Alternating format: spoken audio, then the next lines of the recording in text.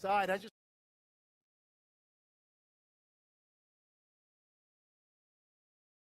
Deuce and Mo, Deuce and Mo, Deuce and Mo. They tell you what they know. Deuce and Mo, Deuce and Mo, Deuce and Mo. The podcast that you know. Oh, we are live. It's the NBA draft. Deuce and Mo with you on the excursion that we all love. The 2026 NBA draft. It's already started. We stopped by the Kings draft party at Golden One Center, made it back in time. We know the first three picks, Morgan Reagan. Yeah, we do. Number 1, AJ DeBonta. Number 2, Darren Peterson of the Utah Jazz. Number 3, Cam Boozer. And now the Bulls are on the clock. Deuce Mason, Morgan Reagan. How are we doing tonight? yeah, hell yeah. The Kings expected to be picking 7th. Who will be there? We're going to be on the journey together. We'll have some fun along the way tonight. Hell yeah. How you doing, Mo? How are we feeling? You know what's funny? I've been feeling the same feeling for a while now. Okay. And it's just good. Like, there's nothing for me that's like, oh my God, I'm so excited. Everything's going to change. But that is the coolest part about tonight for so many losing organizations that everything could change. It could be the biggest surprise. Dude. Your world can completely change after a night like this. And that's what we all are here for. We're here for that hope and to celebrate together. That's the hope.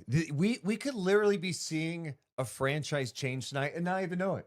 I was Right. telling Morgan on the way to the Kings draft party, I said, like years ago when the Warriors picked Steph Curry 7th, I don't think Warriors fans were like, dude, shit is changing around here. We're about going to to win win. multiple championships and have the greatest shooter of all time. And that's kind of the beauty of sports is you just don't know. We won't know tonight.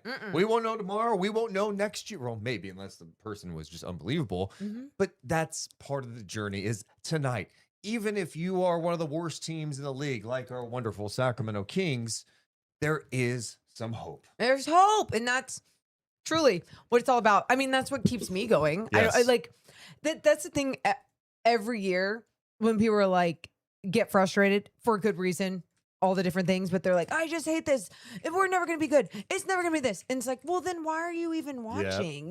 Because like, aren't you kind of watching and continuing to invest your time because you have that hope or because you enjoy the community of hope that everyone brings together? I don't know. I think that's what drives me.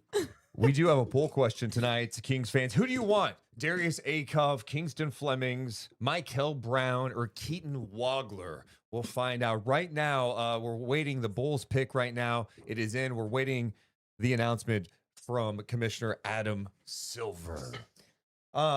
Really not a ton of surprises so far. I think most people thought AJ was going to go 1.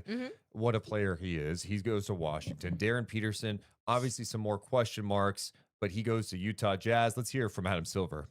With the 4th pick in the 2026 NBA draft, the Chicago Bulls select Caleb Wilson from the University of North Carolina. Another guy that most people anticipated would go there at 4. There was some smoke that maybe they like Katon Waggler too, but ultimately Caleb Wilson. I know that's someone you like a lot. Love, and I love his suit tonight. Love the button up all the way to the top. Yeah.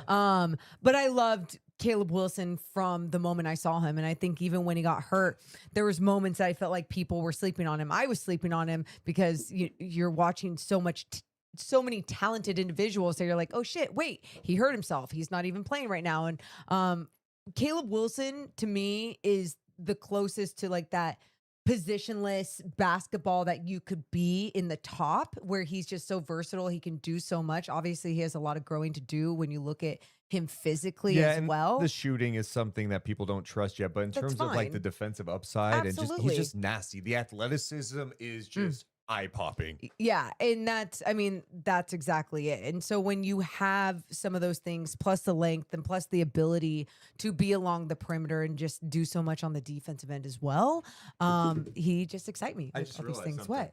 What? How am I going to have a draft night show not plug in the fog machine just in case we need it?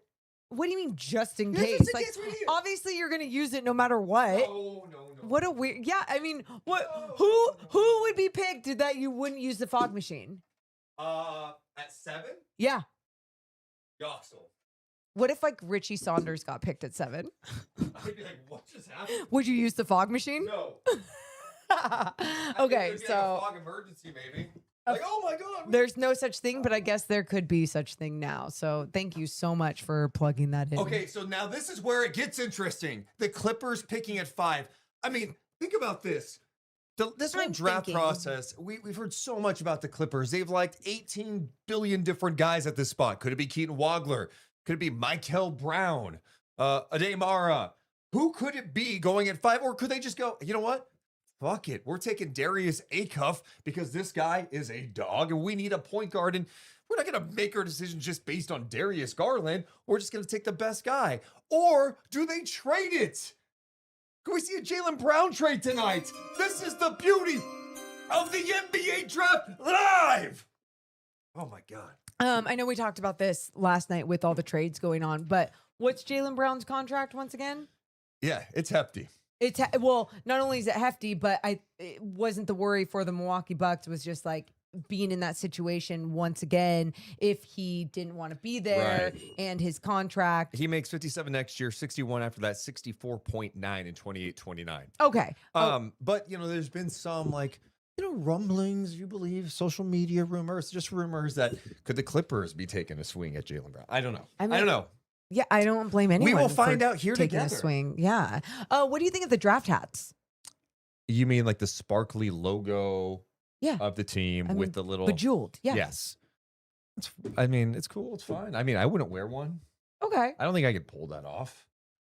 You know, they actually look pretty cool on these guys, but I think you're right.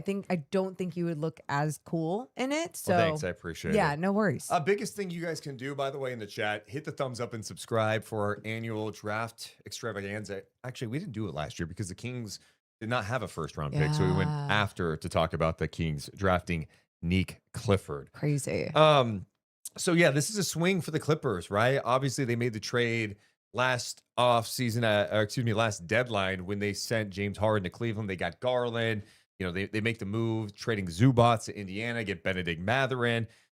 What kind of direction are they trying to go in? What's Kawhi's future there? There's some lingering questions, and I feel like Yeah, this there is are. like the one pick here at 5 that everybody's waiting for because it's going to kind of tell the story here. And maybe we find out with this pick who the Kings are picking at 7. Maybe we do. But also something Yeah. surprising, I guess not super surprising, is that we're not seeing it leaked beforehand. Yeah. Well, I think there has been Michael Scotto over at Hoops Hype has been doing it. But to be honest, you know what? I'm avoiding it right now. No spoilers for me. I'm along on this journey with all of you. Well, some of you guys might be doing it in the chat. If you do, you son of a bitch. Be on the journey with Yeah, us. Shams isn't leaking it. Probably because ESPN's like, dude, don't. Like, Yeah. just Hey, don't. what you did with the MVP announcement, not cool. Yeah, but that was also not on ESPN, you know. So that's Oh, probably yeah. Ooh, that's what it was. A little the dagger. Clippers pick is in, and the cameras are keyed in on Katon Waggler Who has from a, Illinois. a puffy eyeball? Yeah, dude, it's probably not sleeping well. No, I don't think that's from not sleeping well. Okay, wait. Is Silver coming up? God, the way they film this sometimes, you're like, is that Adam coming on? Oh, they're showing A-Cuff now. He looks cool. A-Cuff with the nice suit. He's got the big 5 chain. Yeah, I like the glasses. He looked great in Sacramento. I mean, a lot of these guys would, Dude, but he yeah, I looked know great he in would look great. in Sacramento. Back to Katon Waggler. So they're not showing anybody else but these two. No Michael Brown. like the little curls. They're Someone in the chat says, Deuce, are you taller than any of these draft prospects? I would probably be like the same height. I mean, I feel like I'm probably the same height as Darius Auff. Maybe he's slightly taller. Yeah, he's supposed to be slightly taller in Okay. shoes. Yeah, but I'm kind of yoked. So, you know. I'm kind of yoked. I'm pretty sure so is Darius Auff. Like, my God. Oh, man. This is nerve wracking. The camera is stuck on Waggler. I'm waiting to see if the agent's going to Pick come is off. in. Here comes Silver. Oh, no. This is it. What is happening? What are the Clippers doing? Adam, tell us, please. With the 5th pick in the 2026 NBA Draft, the LA Clippers select Katon Waggler There we go. from the University of Illinois. Katon Waggler is going Katon Waggler's mom. To the LA Clippers with the 5th pick. And what a journey it was for him. Someone that like no one was talking about before the season. He was not some like highly touted guy coming in. And then he's part of this awesome team at Illinois, super efficient offense. And the Clippers take him with the 5th pick overall. He's not the most explosive, which to a lot of people isn't that exciting, but obviously he has the size. He has the ability to still, I guess, play at his pace. It's very methodical. Maybe not so much when it comes to breaking down the defender in front of him, but sometimes he doesn't need to because then he has that ability to create that separation to get that 3. So, you know, I haven't been excited about Katon Waggler. I'm so happy for him, and I'm excited to see, though, what he can produce. This shooting is legit, right? And I think the playmaking is there, too. He's an intriguing prospect. And, yeah, that they had to walk the ball up a lot, Illinois. Yeah. But, like, what's he look like in an NBA system if they're playing a little more up-tempo? But, yeah, the Clippers go with Katon Waggler. So now, you know, we're looking at Sacramento coming up with a couple of picks. The Nets are on the clock now. The Brooklyn Nets are on the clock now. A lot of people have tied them to Michael Brown Jr. from Louisville. They had all those picks last year, took a ton of guards. You know, there's also been some speculation maybe they trade down. And I think the team I'm slightly concerned about right now, if you're Sacramento and you want Auff or whatever, is like Milwaukee. They worked out Darius Auff. They have the 10th pick, and they got the 13th pick from Miami yesterday in that Giannis trade. Could they package those picks up and send them to the Nets to move to 6 and take Darius Auff if they like him? They could. I mean, and then if you're the Kings, you just take Kingston Flemings. Yeah. I mean, that's that simple. Or Michael Brown. Yeah. Dude, this is stressful. I mean, think about if you're the people behind the scenes. That's what's stressful. Like, there's a part of me that would be like, oh yeah, I could be in a front office or something. And then I think about like the stress that it takes on to what you have to do for an entire city. It's not just for an organization, it's for an entire city. And I'm like, yeah, no, I'm good. I'm cool with broadcasting. Broadcasting's cool. I like talking about basketball. Oh my God. The waiting game. Yeah. So no, yeah, those things can happen in 2 minutes and 20 seconds. We will know. Oh my God. This is when it starts getting real. What do you mean? It's already been real. What's the poll question? Let's check out the poll question. I'm getting anxious. Who do you want, Kings fans? Wow. 69% of people say Darius Auff. 14% say Kingston Flemings. Well, Waggler's now, you know, off the board. So yeah. Should we do a new poll? Do we have time for a new poll? Let's see. Yeah, we do. Here, let's new poll it real fast. Okay, what's going to be your new poll? Who do you want? And we're going to narrow it down to those final 3. I love that. That's a great idea for a new poll. Come on. You know what? Go F yourself. Who do you want? Auff. Kingston. I'm just tweeting. Or Brown Jr. Let us know. Let us know. Let us know. Where's the... You know, they're I can't even talk. I can't even talk. Michael Brown, Darius Auff, and Kingston Flemings. This is a good group of players. It's a really good group of players, and you think the Kings are going to be able to get one of these guys? Holy shit! Waggler's parents, DILF and MILF. Just saying, very good-looking parents. Okay, both of them. I mean, do you see them? I mean, let me get a better look. I'm sorry. Take a look. Wow. They only are showing this one shot. The side profile doesn't do it for me. Look, I mean, take another look. Like, well-dressed. Wow. Okay. Let's relax over there, Morgan. You got to point out everything when you are analyzing the draft. Everything from what happens on the floor to off the floor. Jay Billis is best available right now. He's got Auff, Flemings, Braden Burries, Michael Brown Jr., and Ade Mara, the big man from Michigan. Morgan has rated Katon Waggler's dad the DILF of the draft. And his mom. and his mom, MILF, of the draft. But to be fair, you haven't analyzed the rest of it. I mean, all very beautiful. I've seen some very stunning human beings out there, but just to have the combination. I'm going to also ask the chat, like, no spoilers, because I feel like I just saw one too, but I'm not going to say it. But the pick is going to come in momentarily. And can I be honest? Saw it? I'm going to ask the chat, please, dear God, because I want to read the chat and talk to you guys. Please don't spoil stuff. I'm not going to look. Please, especially with the Kings pick. Otherwise, I'm just not going to, I have to ignore the chat. I'm on this journey with you. Sorry.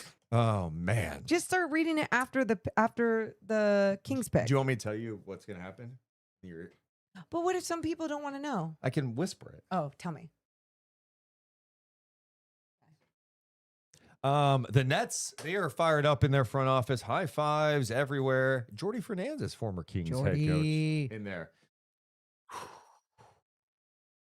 I already know, so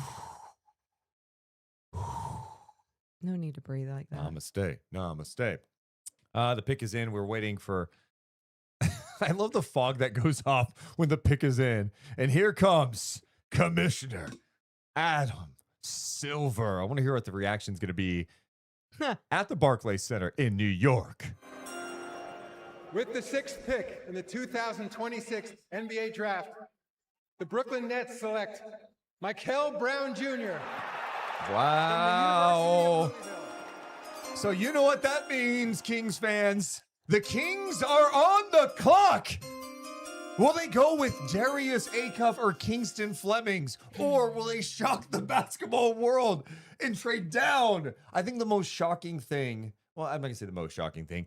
It'd be very surprising if they pick Kingston Flemings here with Darius Auff on the board, right? Mm-hmm. I would be surprised at that. Yeah, that would be surprising. I think one of the other most surprising things is if they went with someone that we just didn't even have on our mind. Oh, wait, he's not even on the draft sheet. He was mocked undrafted. Is there some sort of mistake? Richie Saunders' brother, actually. Jimmy Saunders? Oh my God. So here we are. The Sacramento Kings are on the clock. Pick number 7. Will they get lucky at 7 like they did back in 1998 when they drafted this young point guard from the University of Florida, Jason Williams, who took the basketball world by storm? He was only in Sacramento for 3 years, but he captured the imagination of basketball fans everywhere. The flashiness, the joy. And then Jeff Petrie said, nah. That's cute and all, but we want to upgrade. And they traded him for Mike Bibby in what was the best era of Kings basketball ever. Could they get lucky at 7? This draft is stacked. Kingston Flemings, one of my favorites. Great leader. Just the speed, the mid-range game, the attack. Spirit. And then you've got Darius Auff. Oh my God. Who's a certified bucket getter, a straight killer. Will they be getting him with the 7th pick? Woo! Here we go. Here we are again. Here we are. Dude, really? My Windows update just said, hey, do you want to restart the computer right now? In 2 minutes? Yeah, dude. Yeah, we're the Kings are on the clock. Let's go ahead and shut down the stream. Yeah. Idiot. Okay, let's do a quick look at the poll question. Who do you want? Auff, Kingston, or Brown? 79% want Darius Auff. Here we go. The Kings pick is in. We're waiting for the official announcement from Adam Silver. It was fun at the Kings draft party. We got to talk to Nick Clifford, and we were just talking about this day and what he remembers. And he's just like, I'm so glad I don't have to come into this day all stressed like I was last time. He didn't do anything superstitious, didn't have anything like that going on. But obviously, you know, for so many of these guys, just hearing your name called is the coolest thing in the world. And I'm super excited for whoever's next in Sacramento. There was so much talk that if they wanted someone like Darius Auff, they would maybe have to move up. Maybe that the Clippers or the Nets were trying to bait them into moving up. Here they are with the chance to take their guy. Potentially. I feel like I have to burp. Maybe this is like nerves coming in. No, it's because you drink bubbly water while doing this. Like, drink still, bro. I can drink bubbly because I don't get all burpy. Burpy. Darius Auff or Kingston Fleming. Who is Lisa Salters going to be talking to? Ding, ding, ding, ding. And the Kings have traded the pick. Actually, they're How do you feel picking right the now? first round. Here's what I feel. Like the Kings are getting a good player no matter what. At this moment in time, no matter what. Kingston or Darius, sign me up. I'm ready to go. I'm ready to see what it looks like. Pick is in. The pick is in. Michael Brown's family talking right now to Lisa Salters. We will get the official announcement straight ahead. Buckle up, everybody. Let's have some fun. How's everybody feeling? How's everybody everybody feeling? feeling? How's everybody feeling? Let us know in the chat what you want right now. Type it. Auff, Flemings. How are you feeling? Hit the thumbs up, subscribe. Let's get this channel growing. We appreciate you guys. So glad this day is here because this energy Deuce has, he's had every single day leading up to this day. It's like a child just waiting to go to Disneyland. Here's your Disneyland. How sweet it is. And hopefully your Disneyland lasts a long time. Oh, they're zooming in on the big board right now. DeBonsa, Peterson, Boozer, Wilson, Waggler, Brown off the board. Kings with the 7th pick. Will they go with Darius Auff from Arkansas or Kingston Flemings from the University of Houston? NBA Commissioner Adam Silver, take it away. With the 7th pick in the 2026 NBA Draft, the Sacramento Kings select Darius Auff Jr. from the University of Arkansas. Here we go! The Bob Cousy Point Guard of the Year joins the fraternity of John Calipari guards in the NBA. And this is really full circle because he's been selected by the Sacramento Kings. His father played point guard at Eastern Kentucky, and his dad's coach, Scott Perry, who's now in the front office for Sacramento. Wow. And I mean, if you look up the definition of an electrifying scorer, you're going to see that young man. Measured at 6'2" at the combine, already drawing comparisons to other greats of his stature. Allen Iverson dubbed Auff the next him. And Jay, you've called him a walking bucket here. Well, he's a creator. Averaged 23 points, over 6 assists. He was the only player in Division I to average over 20, over 6 assists, and shoot 44% from 3. He is powerful, compact, and he's got great speed. And his ability not only in transition, but to get to the basket and to finish plays. And he played hurt throughout the year. He had a toe problem. He was in a boot the second half of the year. He did a boot during the week, and John Calipari was trying to get him to take a game off, and he wouldn't do it. Didn't really have many bad games at all. But The Sacramento Kings, ladies and gentlemen, have drafted Darius. I don't know where all these buttons are. That's not it. Ladies and gentlemen, Give me a hell yeah. the Sacramento Kings. Let me talk to you. They have drafted Darius Auff from the University of Arkansas. The Sacramento Kings have their point guard.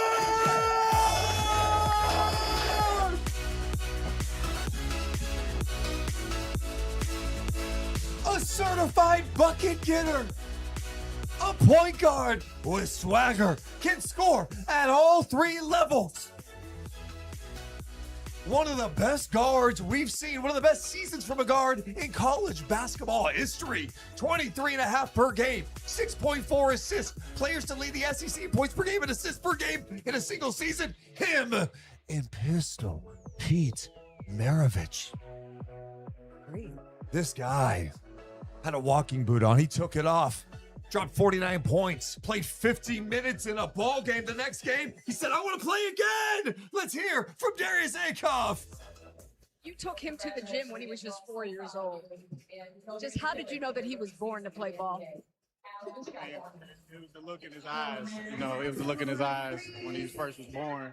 His eyes lit up when you put the basketballs in his hands. So I knew it was something brewing. I know you guys must be proud. Congratulations to all of you. Thank you. Thank you.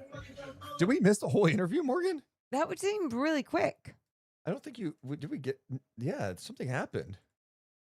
Okay. Well, it was a quick interview. Hey. So Could've now used a little more. the Atlanta Hawks are on the board. All right. My voice box is destroyed right now. Yeah, why? Why? I've been yelling. I was yelling at Gold One Center. I'm yelling here. Let's lock in. Let's talk some NBA draft. Morgan Reagan, Darius Auff, the pick at number 7 for the Sacramento Kings. It's someone that we've been talking about for months and months. The tie-ins are there. Obviously, Scott Perry coached his dad in college. Put that aside for a minute. Like, your first reaction to the news of Darius Auff as a member of the Sacramento Kings. Let's go over the pros, the cons, everything in between. Super excited for the Kings to have a point guard once again. I think you looked at the beginning of last season and it just felt like the Kings were lost without their point guards, right? I mean, obviously they signed on Dennis Schroeder, Russell Westbrook. It just wasn't going to be the future, though. And you just feel like now, especially after the Kings made that trade with De'Aaron Fox in there, that they have a new point guard for their future. That is such an elite offensive player. And I think that excites me. There's just so much unknown when you look at this roster and you look at so many bodies that were unhealthy last year. What is it going to look like this year with Darius Auff? It gives me hope. Like, it definitely gives me hope. But I am very curious what it could look like in his first year of playing under the Sacramento Kings, and where do we go from here? The guy has, no doubt about it, star potential. Mm-hmm. I think offensively, I don't have many questions about what he's able to do out there. I think he showed it not only from like being a big shot maker and taker. Yeah. He's not afraid of the moment. He doesn't need a screen to create his shot. He can create off the dribble. He can hit it from 3. Mm-hmm. He's got a nice little floater. Like, he attacks at all 3 levels. And one of the things I enjoy about him most is the fact that he thrives playing fast. Mm-hmm. How many times were we watching the Kings last year going, are they going to play fast? Are we going to push the it up pace the here? floor? Like, that's how they played at Arkansas. Yeah. And he thrived in that setting. And I think he has a chance to thrive in the NBA. I think offensively, from a scoring perspective, there's not many better in the college game. And then I think the other thing that I know you've talked about before is ability to make plays too for his teammates, his ability to throw lobs in the pick and roll game. I think he's a really good passer too. Yeah, he has some really nice vision, and he can, I like also, he's precise with his passing, and he'll find the open man. So what does that mean if it's with him and Sabonis in the pick and roll? What does it mean for the offense with Auff initiating the offense at times, but then switching off, and it's Sabonis other times? What is that going to look like next year? I just don't know yet. And then we say he likes to play fast. You have to get stops to play fast. Obviously, there's some teams that can take the ball out of the net, boom, go, push it the fuck up the floor, do what you got to do. But those are usually teams that are really connected. So I think for the Sacramento Kings, how do you utilize some of your best defenders to make sure to get that stop? And if you do see teams trying to seek out someone in Darius Auff because of his size, how do you hide his flaws on the defensive end? I think the defense is obviously the biggest question mark. And it's not one that should be dismissed at all, right? Because I think when you saw him play last year, that team in general didn't really play much defense. Yeah. But he struggled. And it was struggling with screen navigation. Yeah. It was struggling staying in front of his man, off ball, awareness. There's a lot of things there. I'm slightly optimistic for this reason about him. Yeah. Being just like an okay defender because of how hard he does play on the offensive side of the ball. And I think you have to remember the guy's 19 years old. No one is expecting him to be some defensive stopper, but there's got to be just a level of compete and effort and awareness that he can just survive out there defensively. Yeah. And that's, I mean, and I think you have to remember today, he will not be as good of a defender as he will be 4 months from now. And I truly believe that he has the mentality and the personality to take that on, to take on the challenge and be better. And I hope with that, he keeps growing, doesn't lose the confidence, and he's getting the playing time that in the minutes that he needs. And the other thing I'm going to mention too, defensively with him, is look at the premier scoring point guards in our league. Yeah. Is anyone confusing Tyrese Halliburton for being a good defensive player, or Steph Curry, or Dame Lillard, or Jalen Brunson? No, but there has to be some level of compete. Yep. There's going to be limitations with him defensively, but can you build a team around him? Can he improve? Can he learn the game and become a better defender? I think he can, and I think he's got the competitive fire to do that. We're super excited to catch up with someone who has been covering everything with college basketball. He does it every year. We talk to him all the time. I love that he's joining us on draft night. HoopObsession.com's Bobby Gerald is with us. Let me just make sure everything's good on my end because I had YouTube TV up, muting everything. Let me, 7 Bobby, are windows. you with us? Can I don't hear Bobby. I don't hear Hold him. on. It could be Hold us. on. It could be us. Yep. Just figure out your audio. Shit. Do your thing. Take your time, Deuce. This is what you do when we're live and on the fly. It's not. He's here on my end. No, Bobby. I see your lips moving. All right. Oh, wow. Oh no. Okay. This is a great question. You know, Bobby, I'm not sure what's happening at the moment with this. Yeah, you're our audio guy. Man, I want to get his thoughts on this. Do you think it was Jebediah that screwed it this one might up? be? Okay. Okay, I'm gonna ask to unmute. Let's see if that does it. Anything now? Test. Nope. Test. Man, I'm not hearing him. Mm-mm. Okay. We just had him on like a I couple know. weeks ago. I know. He's He's giving me the us one. the Let's one just give him- finger. Oh, he says check your phone. Okay. I love this. Yeah, everyone should. Everyone read Bobby's lips. He's saying that Darius Auff is The goat? Okay, hold on, he's texting me. He's gonna reset his audio right now. Okay, Cool. as he resets that. Yeah, it's been fun talking to Bobby Gerald leading up to this draft about so many of these guys. SWP audio captured, not registered. Well, I have no idea what that noise was. SPW? We have a robot on the other end. I don't know. Oh, Hey, we should just try to guess what he's saying. Okay, He's saying I like that this. Darius Auff. Oh, I he has thought I some heard question- some. No. Come on, Bobby. Come on, Bobby. You know, the one thing I could try. Put him on the phone. No, I could just try a new meeting, I guess, and just see if that works too. You could. Or just put him on the phone. But I guess it would be kind of delayed, huh? Yeah, this is insane. I don't even know the phone's set up here. That's why I'm like Okay. hesitating. That's No why I worries. wouldn't have- All right, hold on. Here, Bobby. I'm gonna end this and I'm gonna send a new one. I'm just gonna send a new one. I don't know what to do. Just send a new one. I know. That's what I just said. Yeah. We're just live. Okay. I don't even know who went 8. Let's see the very latest. Dallas is Kingston Flemings went 8. Okay. Kingston Flemings went 8th overall. Okay, and it sounds like Dallas is going to go with someone from Michigan, according to Shams. Their pick Sharani, is in. all right. And obviously going with someone from Michigan, Starts. they will have Recording in their progress. college coach, This is so who was smooth. just hired by the Dallas Mavericks. Invite. Copy. Link invitation. How's everybody doing in the chat, by the way? Let us know.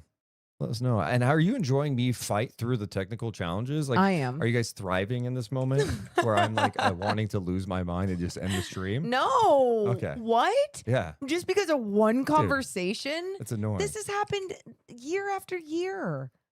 I mean, Uh, sometimes it's definitely set up on a different level, but whatever. And if the new link doesn't work, then we just figure it out for the next thing. Who cares? We're talking hoops. Kingston Flemings.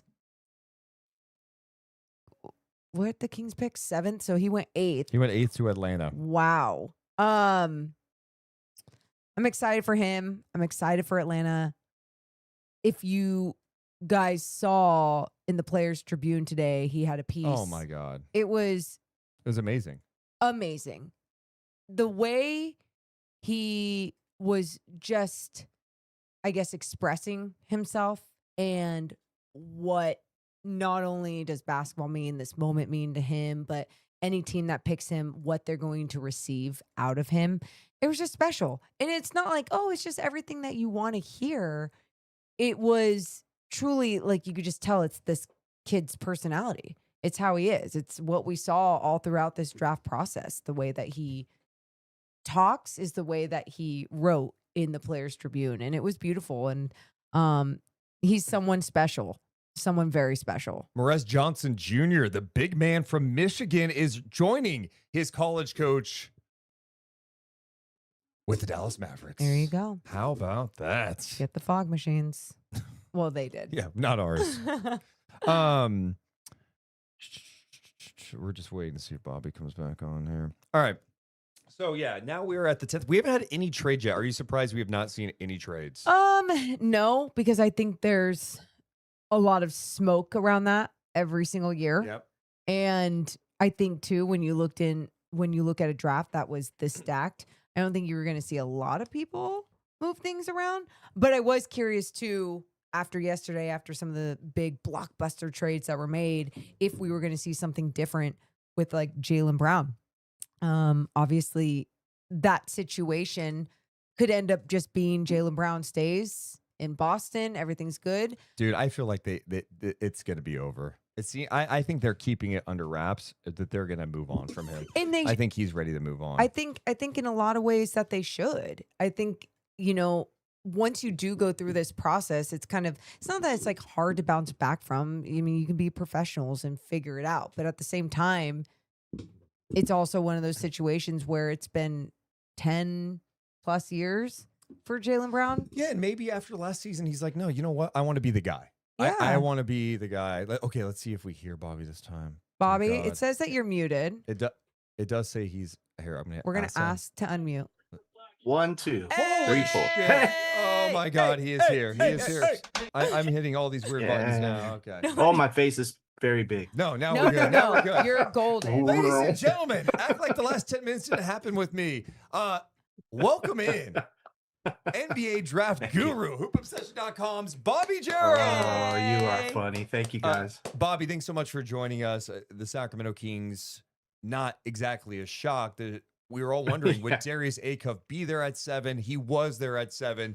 The Kings pick him at 7. Your first reaction to this news? I think it's great. It's exciting. He's the SEC Player of the Year, and he's a guy who's done some things that very few have ever done in the game of college basketball. So, there's going to be some concerns about defense and all that kind of stuff, but right now I think it's just a day to celebrate that Kings fans, it seems overwhelmingly that this is the guy that they wanted.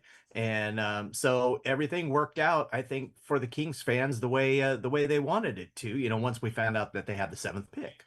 I know you say it's a day to celebrate for sure, but I'm going to ask you questions now because I'm done celebrating. No, I'm kidding. It's one of those things, though, that I started even asking Deuce right away. I'm like, okay, what does this mean for this? What does this mean for this?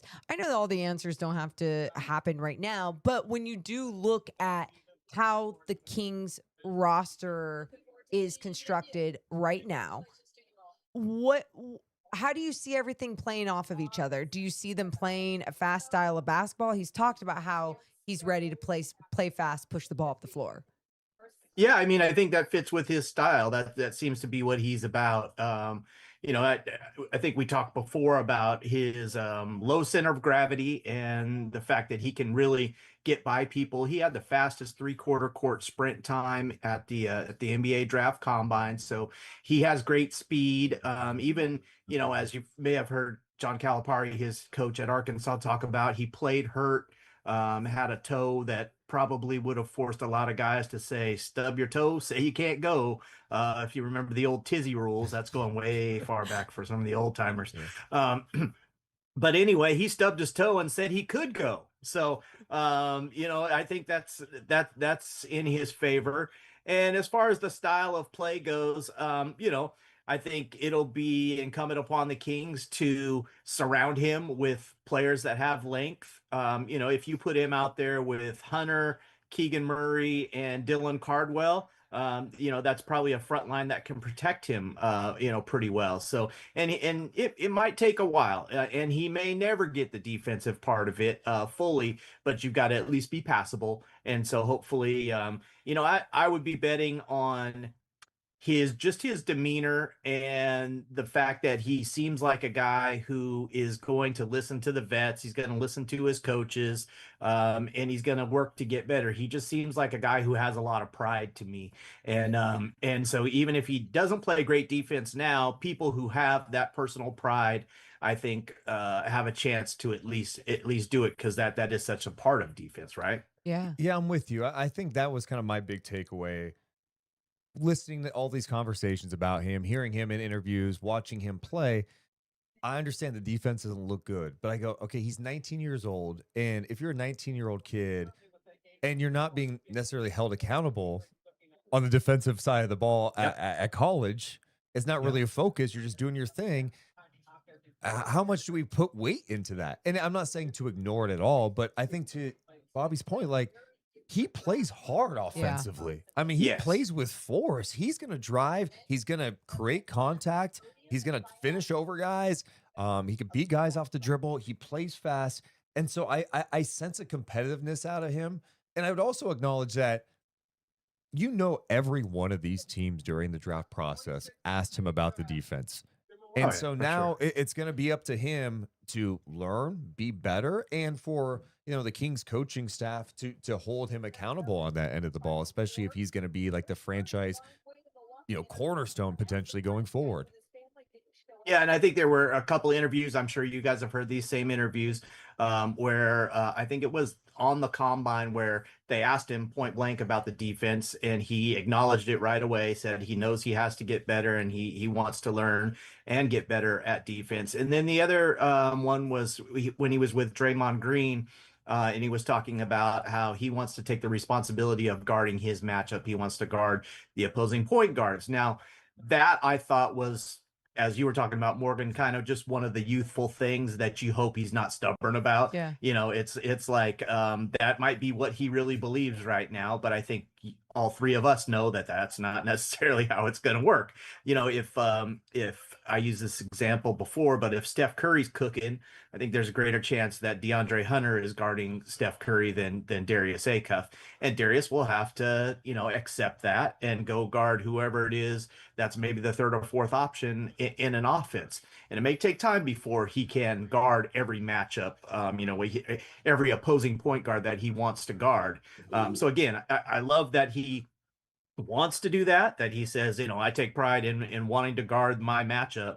But at the same time, that's just not the way the NBA functions all the time. So, he'll have to adjust to that. But I mean, again, we're kind of getting in the weeds of the negative stuff. And I think that the main thing is, you're talking about a guy that scores and assists at a rate that really college basketball hadn't seen. I mean, and he's putting up 40-point games and dropping assists like crazy. He has good vision, great speed.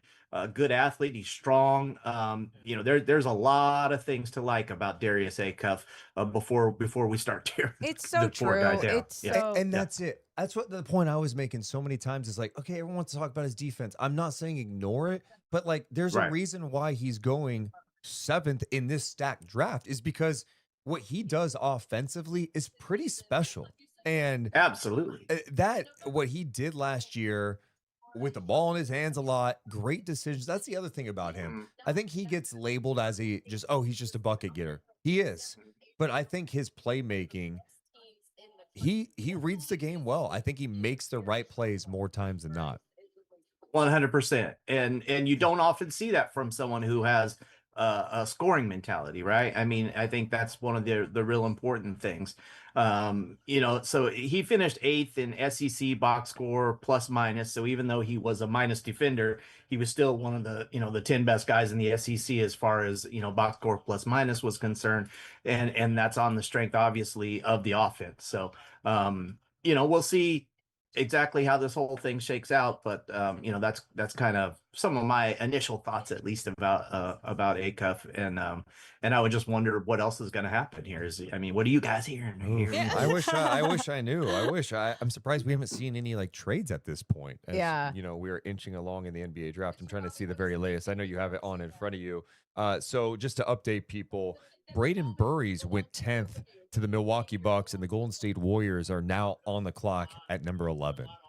Yeah, I've got a buddy texting me here. He's like, "What should we take a Daimara? What are we doing here?" I'm like, I don't know. The Warriors, we'll see what it is. That'd be interesting for them, right?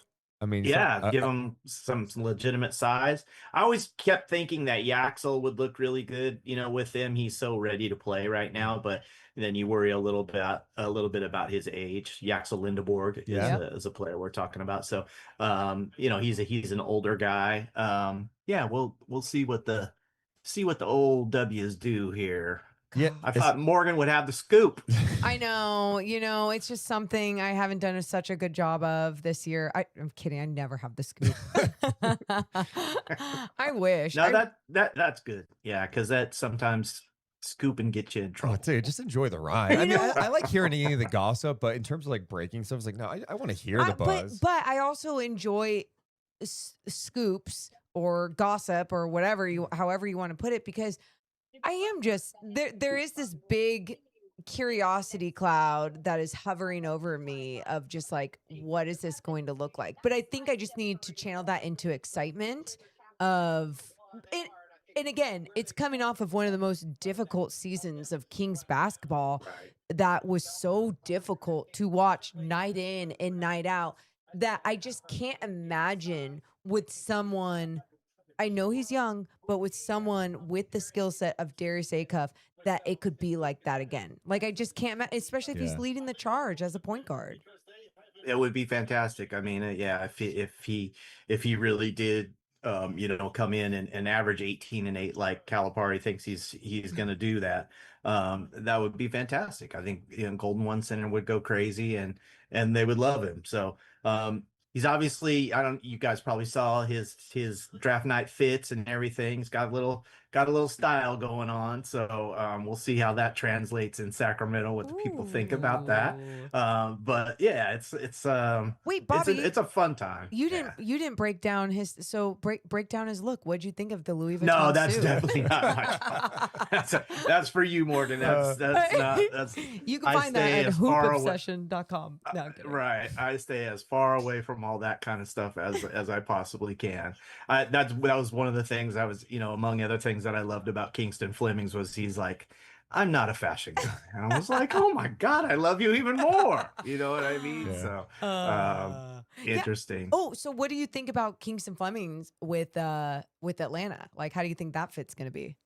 I love him. That was my guy. That's actually, who I would have picked, but it's neither here nor there. So I love Kingston Flemings. He's my guy. I think he's going to be a long-term guy in the NBA for years and years. And I love how he interacts with his teammates, and I love the way he plays basketball and sets up his teammates. I think he gets after it defensively too. Just a lot of things to really like about Kingston Fleming. So definitely one of my guys for sure in this draft. Yeah, we'll be watching it for years to come, just like to see how it all plays out with these guys. I just think this is such a talented class, like legitimately. It's gonna be fun. Like, I think Kingston Fleming's gonna have a chance at having a really special career. I think Darius Auff has the chance to be a really special player in this league too. Just to have a guy that could score at that spot, and he's not afraid of late game situations. Like, I don't know. I'm just excited to see how it looks.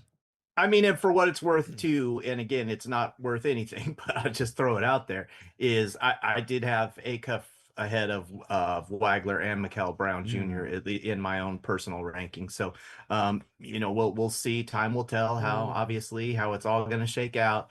it is so frightening going back and looking back through some of these drafts at different selections that were made. And as great as that 2018 draft was, man, there were some real misses in there along the way, like kind of in the middle of the first round. I mean, wow, there were some bad picks. So we'll see. I guess the Warriors are about to make the call here on their pick. Are you guys? Am I a little ahead of you? I don't know. It's okay. I don't even have it on in front of me. So if you tell us, Yeah, we're good. I know. Break the news. Yeah. All right, Yaxel Lindeborg. They did draft. They Yaxel. go with Yaxel. Yeah. Oh, does that mean OKC is going to take a die Mara? Wow, that would be saucy. Oh. That would be interesting. That would be I doubt it. Probably Okay. right because of the Chet. The Chet hate got a little out of control. I think he's a good player. He had to face Wemby. What are you gonna do? Yeah. I mean, it's like Wemby was definitely his kryptonite. That's for Yeah. sure. Mentally and physically. But you're so right. It's like that doesn't take away from every single other matchup that he has in the league. So yeah, I don't know what the OKCs will do. Like, I guess Nate Amon's still out there, right? You got Hannes Steinbach, Dalen Swain still out there. There's a few guys. That Alan Graves kid from Santa Clara, to me, that's going to be interesting to see where he ends up going, because his math, like the analytics and stuff like that, pretty spectacular. But it doesn't match up with what I see. Like when I watch the tape, I was like, he's a little underwhelming. You know what I mean? So sometimes those are really tough decisions. And sometimes we get them right, sometimes we get them wrong. I remember thinking the same thing about Şengün. I was like, he's kind of underwhelming, like athletically. It turned out he probably should have been picked a lot higher. Yeah, I guess, absolutely. Right? Yeah. Well, Bobby, we appreciate you hopping on during the draft. I want you to be able to go enjoy it. Thanks for giving us your guys. instant reaction, and best. we'll talk soon, I'm sure. No, I appreciate you having me on. I'm sorry I didn't have my audio stuff all. No, this is the beauty of the live stream. We're Yep. just hanging out watching the draft. We appreciate it. Thanks, Bobby. All right. The one and You only guys be well. Bobby Gerald, of course, from hoopsession.com. We appreciate him joining the show, the live stream. I appreciate you guys so much, you basketball sickos, for being here. We're hanging out, watching the draft. If you kind of want to know what the hell is going on, you're like, all right, tell us who is being picked. Well, hold on a second, and let me bring up the NBA draft order. I've got a lot of windows open. What do you want from me? Like the amount of windows that you've opened. Oh my God. Oh, man. Crushing it. Okay, so NBA draft. We've seen AJ DeBonta go number 1. The Utah Jazz, Darren Peterson number 2. We saw Cam Boozer go number 3 to Memphis. Caleb Wilson going number 4 to Chicago. Katon Waggler goes to the Clippers. Michael Brown Jr. 6th to the Brooklyn Nets. Darius Auff Jr. goes number 7 to the Sacramento Kings. Number 8, Kingston Flemings. Morris Johnson Jr. going to the Dallas Mavericks at 9. Braden Burries 10th. And Yaxel Lindeborg going number 11 to the Golden State Warriors. We're waiting to see what Oklahoma City does here at 12. There's been a lot of smoke about them potentially trading that pick. While we wait on this, just talking more about Darius Auff, and I know we're going to do like a podcast later on after this is all over, because the first round's going on. Mm-hmm. Yeah. It's weird when we've all felt like there was so much smoke about Darius Auff for months and months. Yeah. So this is not a shock at all that he's a member of the Sacramento Kings. I'm really excited to see how they put this all together. Yeah. Because I think even just looking at the roster as it stands, like today, let's say Auff's the starter day 1. Mm-hmm. You have Levine right now Mm-hmm. and Sabonis. These guys are not known as being defensive players, 3 guys in your starting lineup. But then you've got Keegan Murray and DeAndre Hunter. We'll see what else they do here. Is Levine a part of the picture this season? Maybe not. Maybe they start Nick Clifford, who showed some nice defensive things. Is Sabonis going to be here? Could he get moved tonight? You never know. You never know. There's potential for that. So shit can change. But I do like that it seems like the focus is, we're going to really rebuild this time. We're not going to do this whole have all these vets on the team, play him 35 minutes. The news today, Hoops Hype reporting that the Kings, if they can't trade DeMar DeRozan, they plan on waiving him. Yeah. Yeah. and letting him go into free agency. Yeah, And that so just you hope- opens up a spot. You obviously hope that they can make a little trade, especially because of what DeMar DeRozan can still do at this level. And there was times last year where you thought that was going to be the missing piece for just being a veteran bucket getter for some of those postseason teams. And it wasn't the case, and that wasn't the direction that the Kings went in or any other teams. So I think now when you look at the Kings, it's exactly that. No veterans playing 38 minutes a night, taking up all the minutes that are so important for the development of some of these young players, these rookies. Like this time is so valuable, and it just feels like a waste of a year if that was going to be the direction once again. What are you laughing at? The chat, Jay says, why are Morgan and Deuce all sluggish and tired? I'm hype as fuck right now. I mean, I'm hype too. But like, I've also had 800 technical things go on right now with that Bobby Gerald thing. That was an absolute train wreck at the beginning because of the audio issues And we we've had. been on for an hour. It's not like we just popped on here to... Oh, I'm excited. I'm very excited. I've liked Darius Auff for a long time. We've also been through 800 drafts now. And I think like most seasoned Kings fans, it's like, all right, I'm ready to see what it looks like. But in terms of pure upside as an offensive player, he was my favorite guy in that range for Sacramento. But not only that, though, like, honestly, when they made the pick, like, I wasn't, I wish I was surprised. Like, I don't love surprises for myself. Like, if someone was going to throw me a surprise birthday party, oh, hell no. But surprise, like, didn't know who was going to get picked. Like, those moments are kind of exciting.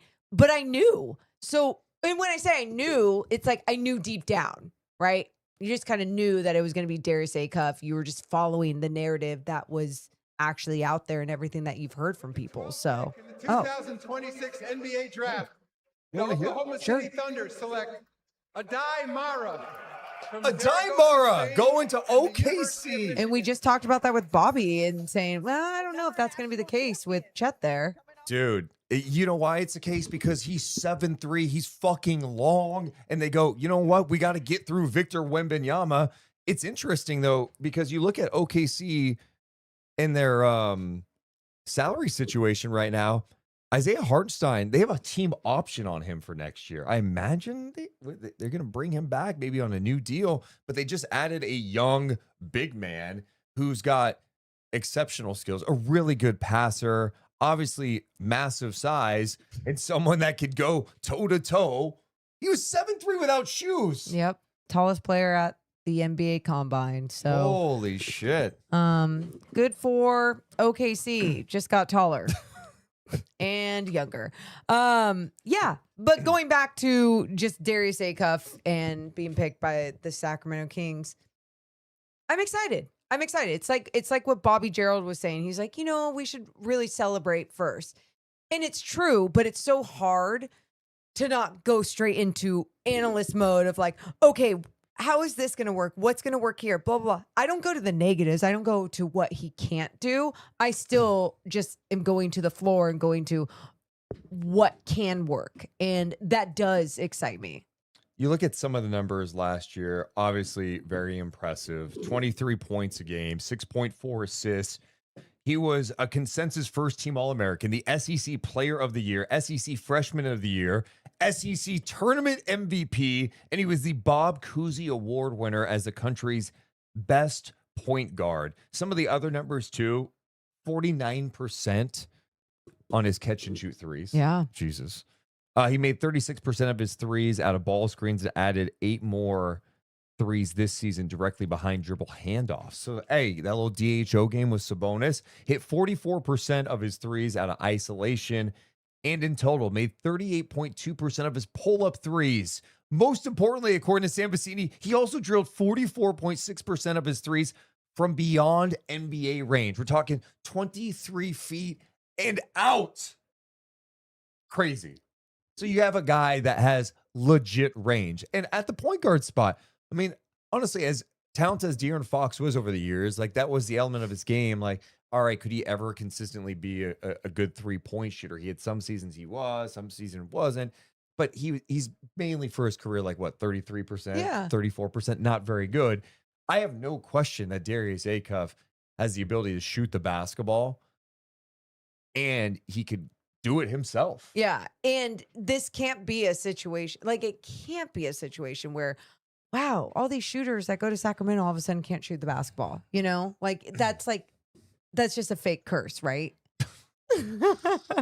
That would be insane. When you talk about those numbers right there, like that would be absolutely insane. And it excites me thinking about adding a shooting point guard, someone who's facilitating, but also is capable of being in that catch and shoot situation and can get you a bucket. Do you want to go to the chat? Sure. Tabasco Rain. You guys are making excuses, I think. You guys know as much as anyone that the Kings do not need another one-dimensional player, especially after finishing 27th in the league in defense last year. I mean, I think we have been, in the last couple of months, beyond transparent about some of the defensive issues that come with Darius Auff, but I actually have some news for you. The Kings were actually dog shit offensively last year too. They were one of the worst three-point shooting teams in the league last year. They didn't take a lot of threes. They played slow. They have a lot of holes. And now you're right. With Darius Auff, you got to make sure to build the team appropriately. He's got to get better defensively, but to call him one-dimensional, that would mean you just say like he just like only can do one thing on the floor. That is unbelievably inaccurate. Like you just haven't watched his game if you think that. If you say, yeah, the one thing he can do is play offense. Well, I mean, there's so many things that happen in an offense, right? Like how is he in the pick and roll? How is he with shooting? How is he with dribbling the basketball? How is he with facilitating? And how's his handles? How's his shot creation? There's so many things. Yeah. So no. So it's not, I mean, there's no excuses. And there's definitely, again, there's going to be limitations with some of these guys, no doubt about it. And you know, smaller guards are going to have question marks. Now, I think some people would go, whoa, hey, Deuce, you know, there was a small guard that just won a fucking NBA championship this year, won the NBA Finals MVP at 6'2", and Jalen Brunson. That guy has obviously worked on his game to such an elite level with the footwork, the shot making, the tough shot making. And defensively, he still gets hunted. But can you compete on that end, and can you build the appropriate team around there? I don't know. I just, obviously, you hope it turns out to be great. There's plenty of point guards in this league who have shown the ability to have successful careers without being lockdown defenders. I don't think Tyrese Halliburton could guard me on the basketball court. Yeah, he could. I know he could. Are you kidding? Okay, my point I'm trying to illustrate is like, who are the lockdown two-way point guards in the league consistently? There aren't many. So with that said, how do you build a team defense that gets the most out of the pieces that you have? And also, let's talk about what he does offensively. So to answer your question, Tabasco Rain, there's no excuse making. The Kings sucked on both fucking sides of the ball last year, so they need a lot of help. I don't think he was asking a question. I think I know. Okay. Well, I'm explaining to him. Like what? Like you're pointing out like they're bad defensive. They were bad last year. I watched every fucking game. They were awful. Every minute of every game. Every minute. You know what that did to my soul? Oh my God. Yeah. So no. I think too, it's kind of like I said at one point on the stream when talking about Darius Auff. I said this to you actually in the days leading up to draft day. And it was just about how him at 19 years old as a defender is not going to be the same as when he's 21 years old, or he's 22 years old, or maybe when he's 27 years old as a defender. And I know for some people, they're like, but I want it now. Well, you're just not going to get that all around two-way player that you want in a draft unless you're picking usually like top 3, and especially in a stack draft like this. And I think there's still flaws. No, I know that there's still flaws to even some of the top draft picks that went 1, 2, and 3. So I look at Darius Auff, I look at what he can't do, and I'm excited to see him grow and hopefully build on just being better on that end of the floor, being a better defender. And I have no doubt that he can be, but there also needs to be a system that makes sense for him on the defensive end as well. Yes. Yeah, he's going to get hunted. Even if he improves defensively, he's going to get hunted. He's one of the smaller guys, and that's what NBA teams do, especially come playoff time. Like that's who they're going to go at. So we mentioned Adai Mara. On the clock right now, we've got, it says it's the Miami Heat, but that pick will be going to the Milwaukee Bucks in the Giannis trade. Wanted to play this clip from John Calipari. He was on with Colin Cowherd talking about Darius Auff. Here's what he had to say. I think Darius Auff will go in that league and average 18-8 minimum. 18-8. Oh, and I agree. Yeah. The reason I'm saying it, because he is a terrific passer. Yeah. Way faster than people give him credit. His toe was hurt. Let me give you this story. Darius walked in. We just lost to Alabama. I had 4 guys fouled out of the game. I'm playing with 2 guys in the last overtime that hadn't played all year. He's trying to will us to win. His foot is so bad. He scores 49. We come back. He's sitting at this desk or at this couch. My desk is right there. And I said, listen, you should take the next game off. He was in a boot. Take the next game off. We were playing Missouri at home. He looks at me and he said, do you know we lost? And he got up and left. Like, I'm not sitting out. We just lost a game. You don't want that? What? You don't want a guy that he's going to give you everything he has? A great teammate. All the stuff we all hear stuff. I got a couple guys on my team. You heard this and that. I'm around these kids. All they want to do is get better. They want to respect who's coaching them. And Darius Auff, I'm telling you, there are going to be some guys regretting. And I know, 1 through 4 are already established. Well, that's okay.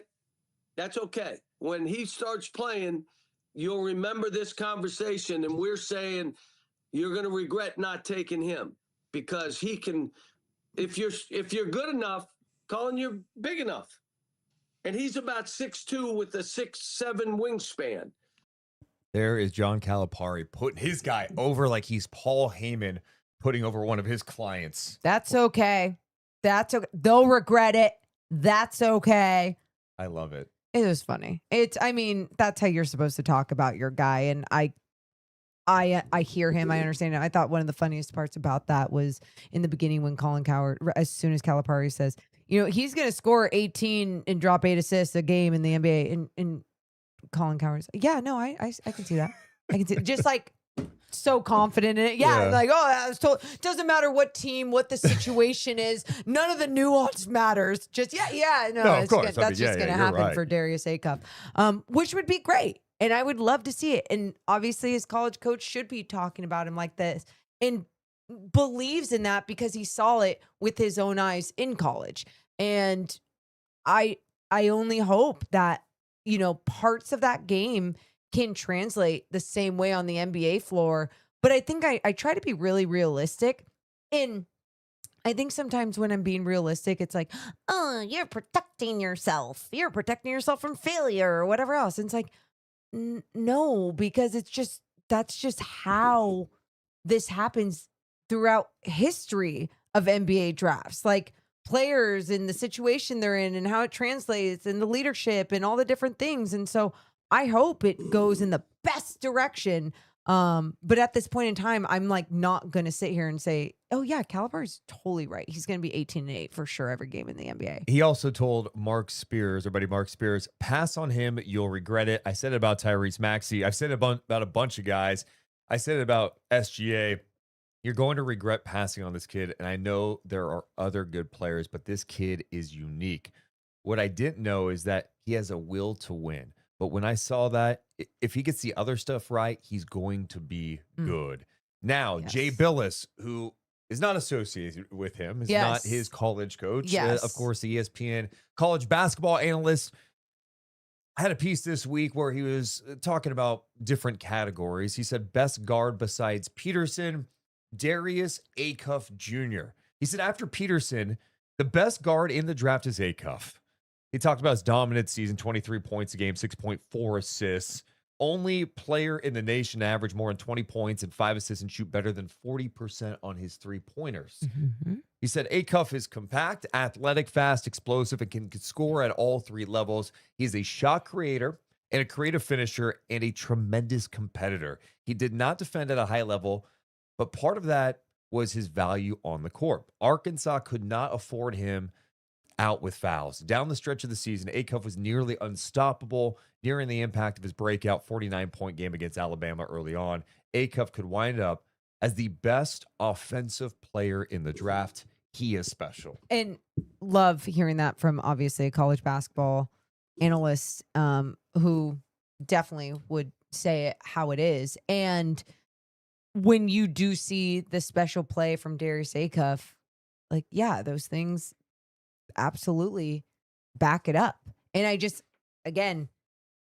I really hope it translates the way that it needs to on the NBA floor with the Sacramento Kings. And I'm so excited that we get to see it first thing in the California Classic. Dude, July 4th, 5th and 6th, and then they go to Vegas for Summer League. By the way, one update, the 13th pick that will eventually be Milwaukee's, the Bucks select Nate Ament from Tennessee. So the Hornets are on the clock now. And it's an interesting spot for the Hornets because they have been tied with the Kings a little bit in a possible Domantas Sabonis trade. So Yeah, something I don't to think look that's going to at. happen, but yeah. Something to look at, huh?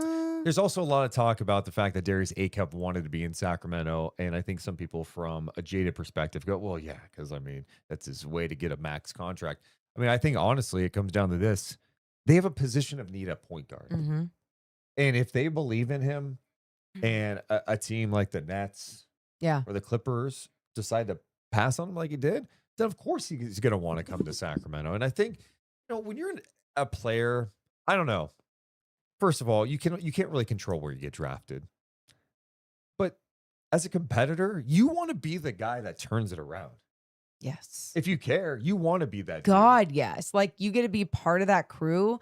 I mean, there's so many people that were a part of that Beam Team year that feel just a huge part of the special success that was that season, whether they were down the bench practicing, making everyone better, was a voice of energy and leadership. Like, it didn't matter. It's like, you get to be a part of, wow, they were part of that Beam Team that got into the playoffs, and the Kings hadn't seen a postseason for 16 years, whatever it was. It's so cool to be a part of those situations because it also goes to who you are as a player, and it shows the type of value that you also bring. Do you want to see what Skip Bayless had to say about Darius Acuff? No. Are you sure? Yeah. All right. He's tweeting about the But he's draft right telling me now. anyway. Skip Bayless. I'm going to tell you anyway. Did not ask. I don't know if this is a good thing. He said, boom, go Kings, go. I told a Sac fan this afternoon at the golf course that I thought Darius Acuff could fall to the Kings at 7. The kid is mentally tough and can score in every way. Led the SEC in points and assists. Star quality, not afraid. Now there's a reason to watch Sacramento. Skip Bayless. He's a fan now. Yeah. Welcome him to Sacramento. Bring him to a game. You start chanting, light the beam. So people are saying trade. There's a trade? Oh, There is a trade. There is a trade. I repeat. Let's see what the trade is. Hans Steinbach going to the Charlotte Hornets. What do we got? What's the trade? People are saying it. I'm not believing in it at this moment. Don't say trade unless you're. Do not tease us. And then also make sure to check out Super Chats after. I know. We got a lot going on. I was going to get to Super Chats. Shout out to Seawalk559. The Super Chat, $2. Appreciate you. Give me a hell yeah. Saying, let's pay Danhausen human monies to uncurse the Kings. Dude, That's funny. It worked on the Knicks.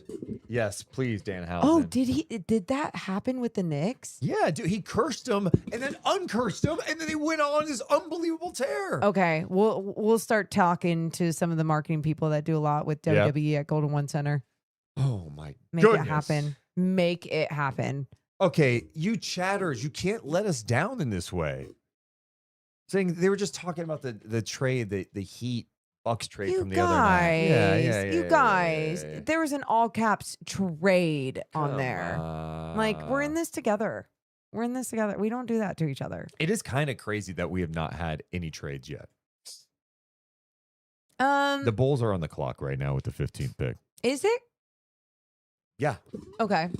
I mean, I just thought because it's a stacked draft that, like, I don't know. I think as we approach the 20s, we start potentially seeing some movement. You know, there's been some talk. I think Jake Gaden, our buddy from CBS Sacramento, was reporting that maybe the Kings could look to get into the first round. There's some possible teams that might want to get off some first round picks in the 20s. Okay. Kings fans, how are you feeling in the chat right now? Like, are you excited for Darius Auff? Like, do you feel like this is a turning point, or do you have like questions? Are you cautiously optimistic? Where are you guys at with all this? Yeah. What's the mood? What's the feelings? I'm excited. I am too. And you've been excited for like 48 hours straight. 100%. You have. And there was a part of me like, okay, I'm super excited for draft day. I don't know why I didn't like feel the fog, you know? Maybe it's because I'm just so ready. And I can't, and that's the thing. Don't be like me. Enjoy the present moment and soak it all in, because this could be something special. Biggity Blake saying, I am pumped. Shock says, I'm pretty optimistic. Mondo says, this draft is so deep, I'd be surprised if there's a trade. Okay. This person said, no, I'm not excited. It's the Kings. Epic Step said, absolutely ecstatic. Guinness says, can't wait to see Auff Jr. in the finals on another team in 4 years. Okay, you son of a bitch. You son of a bitch. It's not funny. You're not funny. Cautiously optimistic. Okay. Oh, man. Sonny says, feeling good. Excited to see him play. Yeah. And that's what we don't have to wait long. We also have what some scouts and executives had to say about Darius what'd Auff. they Do you want say? some of that? David Aldridge does this piece every year for The Athletic where he talks about all these things. Let's see here. Eastern Conference Executive number 1. Everyone knew that Auff could score, elite scorer for multiple levels. He did not play to his age as a scorer. Where he evolved this year and he put himself in a tier with the top prospects was his playmaking. Huge strides, throwing lobs, running pick and rolls, trying to find a balance between scoring and playmaking. For a guy who came in as a thirsty guard to now be a legit point guard who can also be an explosive scorer, that is something you look for in a player of his size. The defensive side of the floor is a concern. I worry that he's going to be a player that teams target. But what gives me hope is that he's built like a fucking tank. I added that. You put the right guys around him, he's going to be a Tyrese Maxey level player. Okay. I mean, that excites me too. He is built. Yeah. Oh, no doubt about it. It's if you're going to go with the undersized guard in today's league, like, not only do they need to be elite in something, but they also have to have some sort of size about them.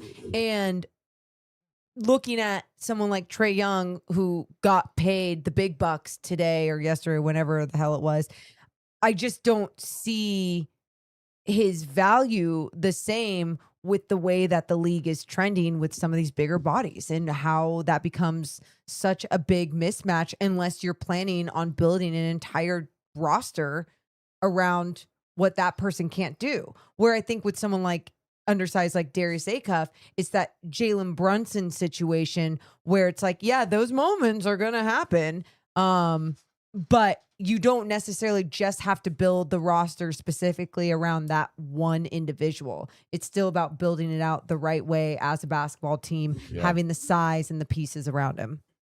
Daniel says, unless he's somehow Jalen Brunson, then it's a terrible pick.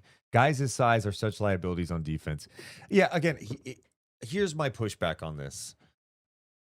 He's got the same measurements as Dame Lillard.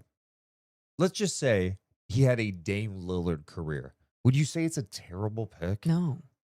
I think if you said today, hey, his career is going to go in Sacramento like Dame's did in Portland, You've got some playoff runs, some unbelievable effort. You get to the conference finals. That's where you take it. peak. And he's a fan favorite. Like he's a legend in Portland. Yeah. If he was Dame Lillard, we'd be like, dude, let's go. That's a future Hall of Famer. Yeah. You know, no one's confusing Dame as some lockdown defensive player either. So I don't know. I think we try so hard to act like all these players have to be 100% complete. It's why you build a team, and that's a challenge. Like, that's going to be the challenge for Scott Perry, as it was the challenge for the Blazers over the years. How do you build around Dame in the appropriate way to field a really competitive team? They had some great moments. They ultimately didn't win a championship. I know that's the ultimate goal, but for Sacramento, you know what the ultimate goal is? Having some level of sustained success. The Kings went to one playoff appearance since 2006. That was so funny. awful. So, I mean, I don't know. I mean, his measurables are literally the same as Dame Lillard. So. Yeah. No, and it's a good perspective to have once again, because it's like when Portland drafted Dame, it was no one is going, oh yeah, this is what he's going to turn out to be. It's the same thing that you said about Steph at 7. And you just hope that luck can come into play with obviously your draft pick. The Bulls on the clock right now. Do you want to hear Adam Silver? Why not? With the 15th pick in the 2026 NBA draft, the Chicago Bulls select Dalen Swain from the University of Texas. Okay, he was kind of in that Dalen range. Swain played his first 2 years. He ends up with going, Dayton Dalen before Swain, following going his to head the coach Chicago Bulls and that new front office in Chicago. Oh, I like that suit too. New head coach, Thiago Splitter. Monochromatic vibes. Thiago Splitter. Smart move by Thiago to make sure to look at all options when looking for a coaching job. Side note, Micah Nori gets a job in Portland. They announced that today. Congrats to him. Great so cool. guy. Like, yes. Used to be in Sacramento back in the day with Michael Malone's staff. He was here a couple of years, right? I think 2013, 2015. He's been in Minnesota with Finch. You can't find anyone to say a bad word about Micah Nori. And he's been waiting for this opportunity for a long time. It's just really surprising, the deal that's been reported out there. I don't know if it's 100%, but apparently it's a 1-year deal with like team options for the first couple of years after that. It's one of the most bizarre things I've ever seen as an NBA coach.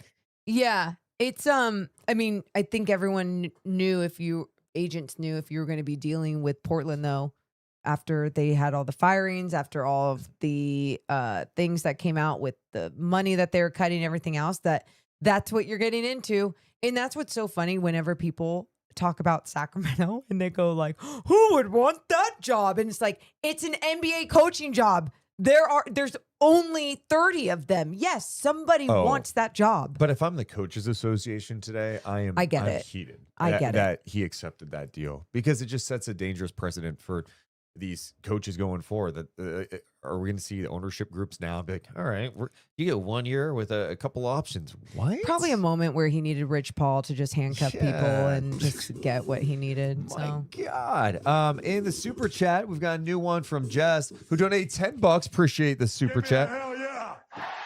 Here I am celebrating my 5-year anniversary of discovering Deuce and Mo when I was trying to find Davion Mitchell highlights on draft night 2021. Oh, dude. Give me a hell yeah. Thanks for being on this journey with us. Thank you so much. 5-year anniversary. That's amazing. So cool. That when we were at the Kings draft party earlier, I think one of the funnest things were when people were coming up and just talking about being a part of this during some of the most challenging basketball, but like how it's just so fun that we have this community together, that all of us, like, we just all ride together. Enjoy the bad and the good together. Oh God, I'm so excited for all of us to enjoy the good. Every time like I think about that, I light up a little bit. We deserve it. Morgan, it's going to turn one day. You can't be bad forever. And I'm telling you, going into today, I just felt good. I feel like the Sacramento Kings are going to get a good basketball player here. And, we can't predict the future. But I think the Kings just got a player that could be a really special offensive talent and someone at the point guard position that could bring excitement to the building. Like I truly believe you're going to go to Golden One Center and see him play. And this is not me saying they're going to win 38 games, 40 games. I'm just saying like, it's going to be exciting seeing Deuce, young players do fun things out there. Think about what people got to see with someone like Maxine Reynaud. Close your eyes. Oh. Close your eyes. And he's... Everyone right now, close your eyes at home. Close your eyes. Cardwell with the block. Acuff pushing. The lob. Acuff throws a lob from midcourt to Cardwell, who dunks on Victor Wembanyama's head. Place is going crazy. What do you think? I mean, yeah, it's fucking awesome. Yeah. Like, and it's going to happen. Late game situation. Like, it's not even a dream. Like those, well, maybe not on Victor, but like those moments are going to happen because you have this young, fast, competent point guard to do those things while you also have youthful, fast, athletic players that you've kind of lucked out with in the draft last year. Think about him late in the game. You need a bucket. Get the ball to him and say, oh, he's going to make him dance. Make him dance. Step back three. Little jab, step side, step three. Bow. Yeah. In someone's face. Like that's the Dame element that I see in his game is like the shot making ability. He doesn't give a shit. He is not scared of taking the big shot. And I love that about him. Yeah. And great passer. Fantastic passer. It's I'm excited. I'm excited for those moments. I mean, Showtime. Cardwell gets the block, sprints down the floor for the lob. Yeah, actually, yeah. Heaven forbid. Sorry. No, it's okay. You do it all the time. Okay. Go ahead. I was saying, I was texting Mark Jones and I was just like, God, you deserve just whatever player that the Kings draft, like you deserve to have all the best calls in the world. All the fun next year, because especially after the challenging year of the games that had to be called last year, like I just hope all those moments that you just had us all close our eyes for happen. They actually legitimately happen. They will, except maybe not on Victor, but it will. I mean, those two, Cardwell being a lob threat, Acuff pushing up the floor. I also think just like if Sabonis is here, even those two, I think there's just better play. There's gonna be better fits around. Quick outlets. We got a trade alert. First trade of the night from Shams Charania, but first, I'm Silver. NBA draft. The Memphis Grizzlies select Bennett Sturts from the University of Iowa. Yes, they selected him, but he will not be going to the Memphis Grizzlies. According to Shams Charania, we have a trade. He is going to the Oklahoma City Thunder for 2 second-round picks. The guard from Iowa headed to Oklahoma City. Wow. What's Oklahoma doing? Okay. I love that. We finally have a trade. Anyway, Bennett Sturt's going to the Oklahoma City Thunder. What are they up to? What are they up to? What is this team up to, man? What? You know, they've got some interesting team options. They just made the move the other day, trading Aaron Wiggins. You know, Dort's future kind of up in the air with them. There's been some talk about that. They decided not to pick up the option for Kenrich Williams. So a little bit of like change for Oklahoma City, but this is what Presti does the best. He just finds these guys on the edges. Like, all right, we have all these picks. You know, even someone like Aaron Wiggins, who was like the 58th pick in the draft, developed him into, and he helped on a championship team. Yep. They move him to a good situation and they get some picks out of it. Keep it moving. Open up a roster spot too. It's so great how they use their G League system. And I mean, we have obviously have called those games over the years, and just to see some of the talent that has come through and how they utilize developing players there. It is so very important. Like these organizations should not just look at that system as like, all right, let's have some pieces and some bodies there. It's like, no, how are you making them better? NBA players, how? OKC uses 2 seconds to move to 16. That's pretty interesting. So we'll see if there's other moves there. That's what it took to move to 16. 2 second-round picks. And you're wondering, why can't the Kings just do that? The Kings have 2 second-round picks this year, pick 34 and 45. Their next second-round pick that they have available to them is in 2032. That's how bare the cupboard is for Sacramento, because Monte McNair was trading second-round picks left and right, whether it was for Valanciunas, who sounds like he's leaving the NBA, Chris Duarte.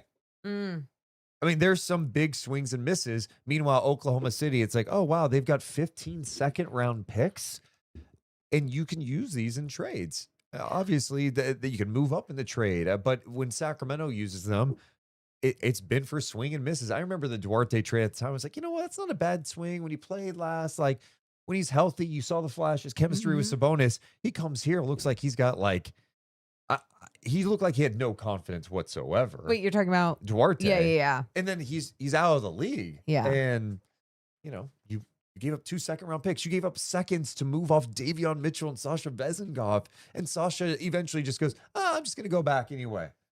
I mean, don't hurt. These are moves that just cripple you as an organization. It doesn't seem like it at the moment, because you're like, oh, second-round picks, who cares? But you see like a team like Oklahoma City using second-round picks to move up into the first round of a draft. And I understand like taking risks and calculated risks, however, but like you better land on some. You better land on some. Yep. Damn. Do you like that the draft is the first round is day 1 and then the second round is day 2? Do you like that? I think I do now. It used to be a marathon. I know, and that's why, like, yes, I'll be watching or having it on, I guess. But I also like it's difficult too when you do spread it along 2 days, and especially if you do work in the WNBA and like things never stop, Yeah. I mean, the second round's not as exciting, though. No, it's not. But you get a little FOMO if you don't have it on. One update too. We should make this clear. Shams has updated this. Some missing details in this trade. Memphis is going to pick at 17 now, so they actually moved down 1 spot and acquire 2 seconds. Oh my god! Well, I mean, that's worth it. At first, when I'm like, dude, they just took 2 seconds to move to 6. That seemed insane. Yeah, but now it makes more sense. So OKC drops. OKC moves up, obviously, and Memphis moves down 1 spot. Okay, there we go. That makes a little more sense. There we go. Can I tinkle real fast? I have to pee. Don't call it that. I just have to tinkle. You guys don't call it that? Gross, dude. What do you want me to say? Go pee. You want? I gotta go pee. Well, why don't you just say I have to go to the bathroom? I gotta take a whiz, huh? No, like just say I have to go to the bathroom. I have to go to the bathroom. Do you have to go potty? You have to go potty? That's like talking to a dog. You gotta go potty. Go potty. I gotta. No, just don't, please. Okay.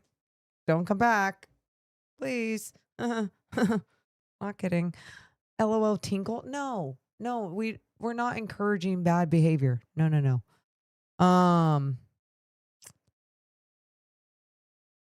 Sorry, I'm reading some of your chat now. And it's just me. Deuce has to say it like a real man. I got a tinkle. Is that how you want to hear it? Anyway. Yeah. How's everyone feeling right now? Like, I feel like I process things from the moment it happens, things happen to like now in waves of positivity, but it's still just like my brain goes everywhere. That's so gross. My hands are a little wet. I just need to dry them off. Did you ever, like, when you were little, like, wash your hands and then go up to someone and put your hands on their face? Doesn't it suck when you pee on your hands? No. Did anyone else? I did. My bit is the, with the Spray water. Doesn't it suck when you pee on your hand? Okay. And it's like the placebo effect where you're like, oh shit, is it piss? Oh no. I don't know how you grew up. Oh, I know how you grew up. Jake Fisher saying we've got another trade. Oh, shit. Wake up, everybody. Wake up. Oh, my God. We're still just some interesting things with OKC moving down. They end up taking a Daymara a little bit ago. What's that mean for Isaiah Hartenstein? Oh, my goodness. LeBaron Philbin still on the board. I like the glasses. It looks like the Pistons are moving up and trading with OKC to pick at 17. That's what Michael Scotto is reporting. Okay, we're in the waiting game. This is so crazy. If they're making the pick now. With the 17th pick in the 2026 NBA Draft, the Oklahoma City Thunder select Ebuka Okori from Stanford University. Okay, the Stanford guard Ebuka Okori, the ACC scoring champion. going 17th. Right now it's saying to OKC, but some of the reports out there suggest that this pick is actually going to the Pistons. The Pistons. Okay. Well, we're waiting on the details to see what are the Pistons up to. Dude, Sam Presti's a son of a bitch, dude. He's like, all right, I'll go ahead. Let's go to 17. Then, you know what? I'll trade this pick. That's what is being reported at the moment. We'll see if that is accurate. Shams is not reported. That's coming from Hoops Hypes. Michael Scotto. Jake Fisher did also say we've got another trade. So we play the waiting game together on the Deuce and Mo NBA Draft live stream. Once the stream is over, we shut it down. We'll record a podcast about the night and talk about Darius Auff more in depth. But right now, we're just sitting together watching the draft. Appreciate you guys being here. Hit the thumbs up and subscribe. All it does is help our channel grow. Some more basketball sickos around the universe. See our content. Anyone going to Summer League this year? We are. Having some fun at Summer League. Still working through the picks. The Grizzlies are moving down again, trading 17. No, Fisher is confused. This is all very confusing because we've had the OKC moved, right? I don't fucking know. Like the way you're explaining it, like I don't know. Yeah. Okay. Okay.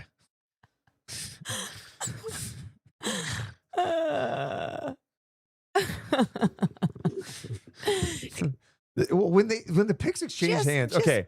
Wait. So Memphis is trading the 16th pick to OKC for 2 second rounders. Okay. Oh, and then Memphis. I got it. Okay, now I'm back. Now I'm back.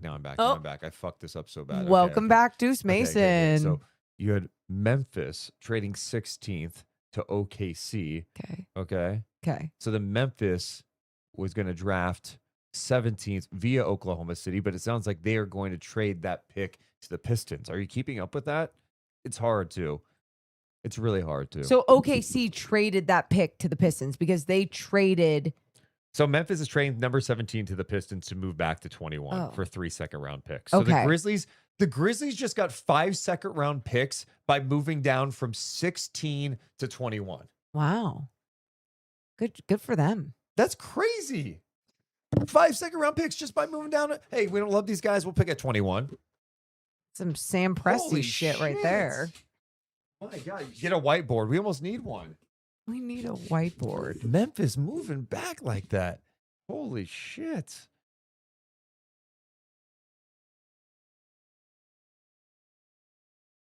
So we are at right now pick number 18 with the Hornets on the clock.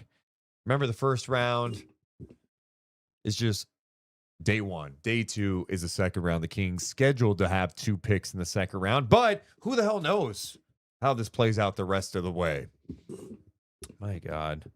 The NBA has been pretty crazy. I know we won all these trades. We should acknowledge that we had 2 massive trades yesterday. We saw, first of all, rewind. Trae Young gets a huge, massive deal with the Washington Wizards. I think surprised a lot of people. All it takes is one team. He found the one team to give him a shit ton of money. Smart. Clutch. Then we had the Randall trade to Brooklyn. And then the Giannis trade last night. Those are pretty big things happening on draft day eve. We just haven't had the craziness here on draft day so far. Yeah, it was. I'm glad to see all of that go down yesterday, especially with the Giannis era just being done. We don't have to talk about that going into the new season. If Oh, I'm anything, so glad. we get it more talk about like, what is it going to mean for Miami? What's it going to do? What's this team going to look like? Well, there's only 3 players on the roster after the trade, but they will rebuild. Yeah, and it sounds like Hero. They could be shopping Hero, maybe. I don't know, but Because he's on an expiring, correct? yeah, he's on an expiring Yeah. contract. I like the move for Milwaukee. I mean, I think all things considered, when you're in that spot where you have to move your guy, they took a patient approach. They didn't get bullied. Mhm. They looked at 2 competitive offers and went, all right, let's take the one that has more kind of young talent and more draft capital versus trading for Jaylen Brown a couple of firsts when, it may be difficult building around Jaylen, then he's going to want out. Like, let's just avoid that. Let's just start over. Let's see what Taylor Jenkins can get from this group. Yeah, I think it's a smart approach. Again, you're only hoping that it works out the way that you need it to, especially when you are trading away a player, a generational player like Giannis Antetokounmpo. It's got to be difficult, but when you know it's time, it's better to do it before you get handcuffed and desperate and have to do something you don't want to do. That's why the next thing with Jaylen Brown is going to be the one we're all watching. Like, what happens there? Where does he go? Yeah, and I hope it doesn't get messy. I hope it just stay like, where the city gets to appreciate him. He gets to appreciate his time in Boston, and then he gets to go win a championship with a new team wearing purple. Benjamin in the chat says, man, Phylon is really dropping. Yeah, I mean, he was kind of in this range. I think some of the mock drafts I saw even had him in the 20s a little bit. A really talented guard. I think the rap on him is like, he's just a smaller guy. And it's not just the height. It's like, hey, he's 175 pounds. Like, is that concerning for teams? Like, does he have the ability to put more on that frame, or is he going to be more of one of those guards? Like, it doesn't mean he can't be a good NBA player, but I don't know that teams look at him as like a franchise guy, obviously. The Hornets about to make their pick at 18. With the 18th pick in the 2026 NBA draft, the Charlotte Hornets select Christian Anderson Jr. from Texas Tech University. Wow. Another guard goes. Christian Anderson Jr., the Big 12 most improved player this season, and a big part of that, right, was his assists per game. Goes They to go the from Hornets. So 2 Phylon, yes, seven. still on the board. And I know that's a player a lot of people like. Phylon had a hell of a year his second year. Unbelievable season. So, this is what happens. There's always that one person that like a lot of people are high on, wondering, hey, maybe he's there at like 11 or 12. And here we are approaching pick 19 with Toronto, and he's still on the board. Yeah. Here we are. Here we are. New fan here. Anyone have the link to the Discord? I don't ever drop our Discord link to the chat, but I mean, I can. We're all about What are we all about, Morgan? I can't wait to see what you said. Like, don't be a troll in their chat kind of thing? Don't be an ass? No, just be normal. Yeah. Just be normal. Because otherwise I'll just kick you. That's kick how- you yeah, it's- physically, literally kick you. No, it's just so much better. Like when I lurk and I see people having real conversations and not being dumb, it's wonderful. It's wonderful. And that's what it's about. That's like that. The other platforms like X and everything, it's like, yeah, that's no. You can't even go there and have a conversation. So come on over to the Discord, have a conversation. And if you don't want to have a conversation, go to the other places. Darius Auff apparently addressed the Kings fans at the draft party, said, heard you guys are some of the best fans in the league. I can't wait to experience that energy. Let's get to work, Sacramento, like the beam. Light the beam. He gets it, man. Hey, he's already dropping the light the beam. He rides with us. It's like I said earlier in our stream, we sat down with Nick Clifford today for the Kings draft party, and we were talking about like, oh, you're gonna bring back like the sunglasses and everything else with the beam. And he's like, yeah, we're gonna keep growing off that. And what I love is that their mentality stays the same. Like, bring joy to everything that you're doing out there. Play better basketball because these fans deserve it. And that's like the mentality with some of these young guys already is like, wow, this fan base deserves more. They deserve more. And I think having that mindset and doing things for others can sometimes drive people to the next level of winning. Hopefully.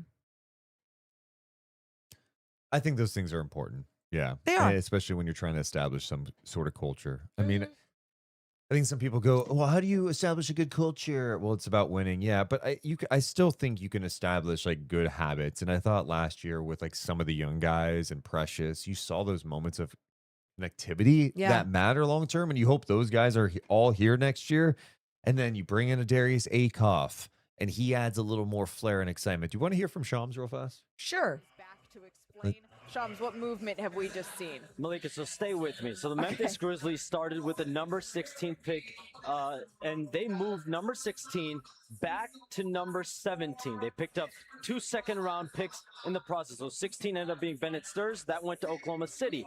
Then when the Grizzlies were on the clock at 17, they moved that pick back for 21 and picked up 3 more second-round picks. So 5 slots back for the Grizzlies. The Grizzlies are now picking at 21. They get 5 second-round picks for that. So at 17, Ibuka Okori, he ends up with the Detroit Pistons. So the number 17 pick that we saw a couple picks ago here, that actually will be with the Pistons. All right, I'm with you, Shams, and it's a good thing that I have been taking notes because you have been so on top of it, but picks are... I didn't see you taking any notes, Malika. You liar. I like her brooch. What the hell does that mean? Like the little thing on her jacket. Is that what it's called? Yeah. It's like an old, it's like, I feel like they're like old people things, like an old lady thing, but I like it. No, Andrea Carter. Yeah. She has one too. I think she has a snake because she's all up. She loves snakes. Oh, man. It was funny hearing Shams try to explain it. It made me feel slightly better about my confusion with it because he was very confused too. Yeah. Dude, okay, what do you think about them? They're continuing to show LeBaron Philon. I know that's part of it, but man, that's got to be a weird feeling when it's just like, you know, the room's starting to get smaller. There's fewer guys at the tables, and you're just in that waiting game. Or are you with the mindset of like, no, I'm going to be in the NBA no matter what? It's another thing that Nick Clifford said to us. He goes, I didn't want to be that guy, the only guy in the draft room that didn't get my name called. It's like, yeah, that of course that is on the top of your mind. It's like, the camera, you know, the camera is on you. You know, you're supposed to be there and you don't want to be embarrassed right away. But honestly, there should be no shame or any embarrassment. You're there in the first place. I didn't know he was represented by former NBA player Mike Miller, who's also an agent. So I don't know if finally got a word. Yeah, I don't know if he got the word or they're just talking. I mean, there's a lot of, you know, he's getting a lot of camera time at the moment. So. Oh my God. If a camera was on, and I was 19, 20 years old. Okay, we get it. Yeah, I'm still here. We keep it moving. I think I would get the camera off me. I'd push it away. Dude, could you imagine? They'd be like, she's a fucking head case. All of a sudden, like, yeah, now you're not getting drafted, dude. You push the camera away? The camera person is now suing you. They hurt their wrist. You smashed the camera? What are you doing? The pick is in for the Raptors, too, as we wait for number 19. Thank God. Let's see what Mr. Silver says. With the 19th pick in the 2026 NBA Draft, the Toronto Raptors select Alan Graves from Santa Clara University. The Santa Clara kid. Santa Clara has a lot of people liked Alan Graves. We just talked to Bobby Gerald a bit ago about him. Alan Graves headed to the Toronto Raptors. Good for him. Shout out Santa Clara. Shout out Santa Clara. Yeah, man. What a school. Sister plays college ball. Okay. His brother played at LSU. Basketball family. Someone in the chat says, Emiliano, did Phylon get some shaky info? That's why he opted to attend. No, I mean, he could still go in the first round. I mean, there's 30 picks. Still 10 picks to go. Yeah. You know, maybe he thought he was going to go higher, but it's part of the process. And how many like forwards does Toronto need? God, they're just littered. No, I'm just like, God damn, dude. Another 6'8" guy. Like, how many? Let's go over the Raptors roster right now. You're just like, really? Scotty Barnes, 6'8". Grady Dick still on team 6'7". Brandon Ingram, 6'8".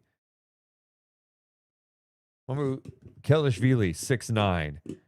Mobo, 6'9". Murray Boyle, 6'7". Pirtle still on the team, 7 foot. God, they just got a lot of big guys, man. Pirtle can't even I know. move I well. know. Poor guy. Poor God thing. damn, man. Yeah, that's fun for them. How Murray Boyles is a lot of fun. you know, like I'm super hungry and it's only been like 2 hours. Yeah. I'm curious, do you think a lot of these people are hungry? I think you're just on Wait. adrenaline. You've been there when you've had busy days. You're just That's like true. you're just there. No, right? You're that's just surviving. That's a good point. Do you go grab something? We're just watching the draft. Really? Can I just take a little nibble? Yeah, bring it in here. Eat in front of the camera. We think don't we're care. We're all friends here, right? We could have ordered some food. Man. I wonder if the Kings can get back into this first round at all. There was that rumor that the Knicks could be looking to move their pick. But I don't know, like, who would that target be for Sacramento, too? Who the hell knows?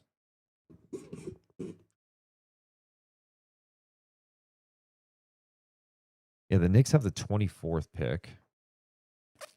I don't know. The baby daddy says, super late, gonna rewind and watch all the Deuce and Mo content. Yeah, you'll watch our like mess up Bobby Gerald Zoom conversation that we didn't have audio. We're dropping a full podcast after this, by the way. This is just a live stream.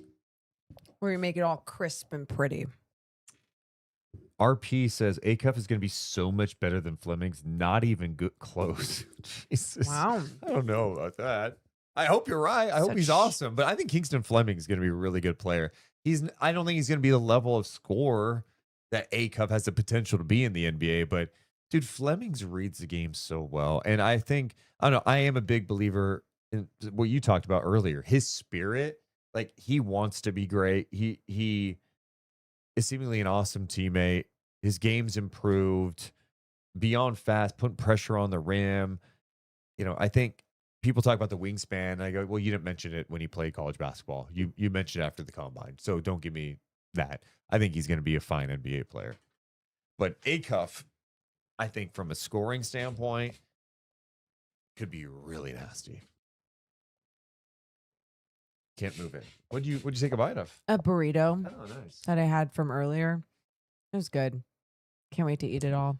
Vincent says the big news is that Scott Perry called the bluff that the Clippers and Nets were trying to pull. Yeah, I mean, if they were bluffing, yeah. I mean, that's the thing. These NBA front offices, the amount of homework that goes into it.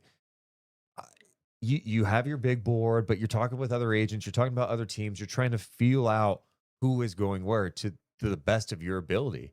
And then you have to get to the process like, okay, is the cost worth it to move up in the draft to get our guy? Or are we comfortable just staying put at 7? I think as the process went on, Sacramento's just like, you know what?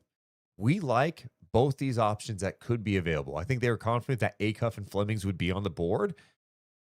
At least one of them would be on the board. And so with that, they say, you know what? We'll just stay put. And I think that was the right play. I think we would have been happy if Kingston Flemings ended up being the guy if Acuff was off the board. And so I think it was the right play for Sacramento not to give up draft capital to move up a couple of spots. It's like, no, go ahead. Like let's see what the Nets and, of course, what the Clippers do. Cameron Carr being shown on the screen too. San Antonio's pick is in. I am glad that they only do the first fucking round. Yeah. It just takes forever. Like, let's go. Like toward the end of the first, like 2.5 minutes each, you know? Yeah, you like the drama early. Yeah. And now it's like, okay, I'm not seeing trades. I know. You want some movement today. I get it. We all did. We have 10 more picks. Yeah, it'll fly by. Oh, will it? It'll fly by. But here's the problem. We if we stopped right now and went, all right, hey, we're gonna record our podcast, talk about A Cup. It's gonna be like the Kings traded this guy and this pick. and That's their what pick. you're worried about. Okay. Yeah. Yeah.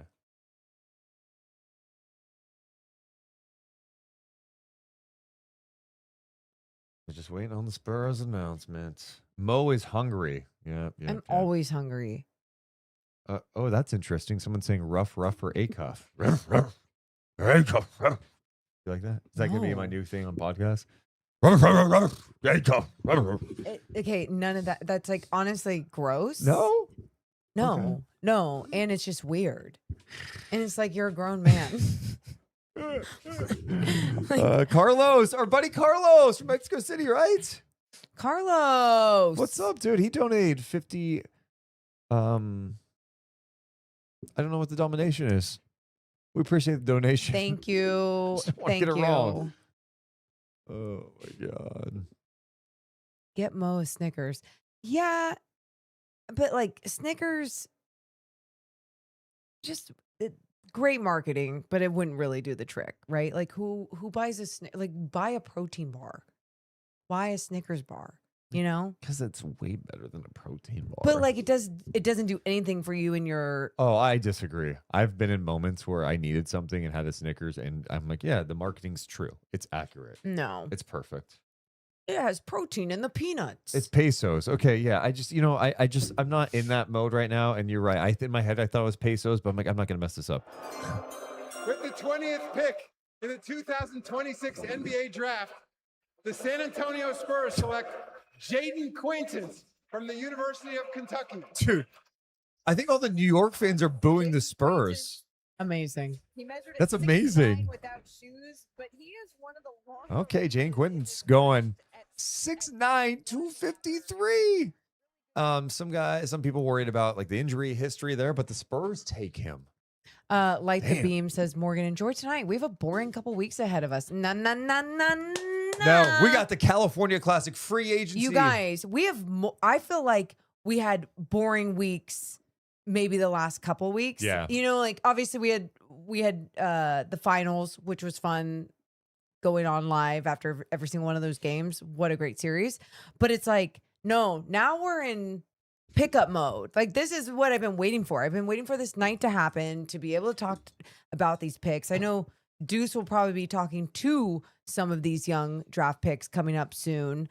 And it's just like, it's one of those things where you get to talk about that. You get to talk about California Classic. You get to talk about Summer League. Like if you're a basketball sickle, you enjoy all those things. And on top of that, if you want to sprinkle this in, why not? Sprinkle in some WNBA because I'm on the fucking call, all right? Go watch some Valkyries basketball. I'm calling, Deuce is calling some Valkyries basketball this Friday as well. So This Friday, yep, I'm on the call for a So- little Valkyries basketball on the radio. anyway, my point is like, no, we're like, things are just about to pick up. And then they hit a slower time. What? End of August, September. But then it's here, and then we're in, and then Yeah. we're watching Darius Auff Yeah. in October. Yeah, we're at pick 21 now, the reported trade, of course. So this will be the Grizzlies pick at 21. Quentin's with going to him going to San Antonio, like a freak athlete, and defensively, like having a guy with some size. I mean, you see what they're going for, having some athleticism on that front line now. Like what's his availability like going into next year? I'm sure the Spurs feel like they could be patient too as they build this one out. But I mean that's a good swing for them.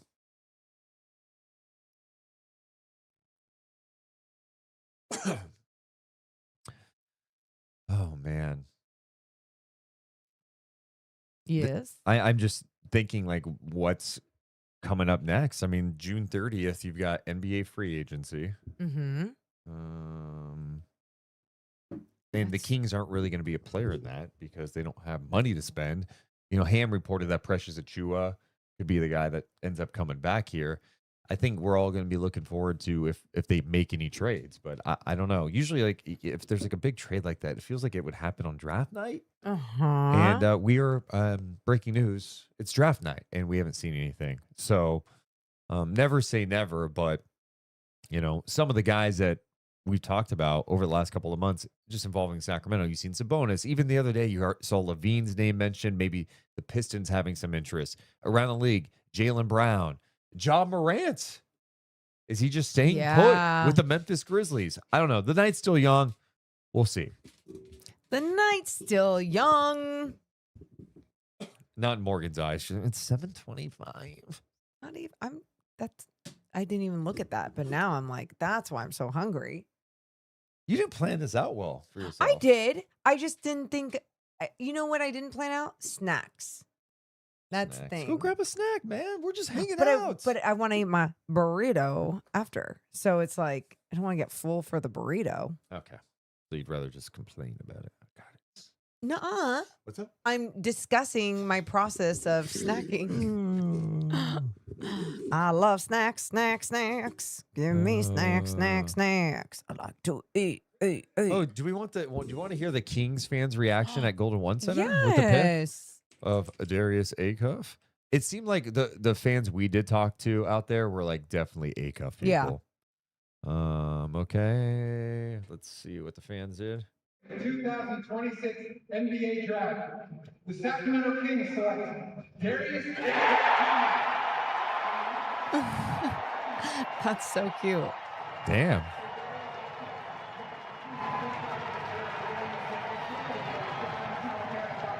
Listen to that pop. That's a legit pop, Morgan. That's hope. That's hope. Dude, that is hope. That's cool. That's really cool. Hope's so powerful.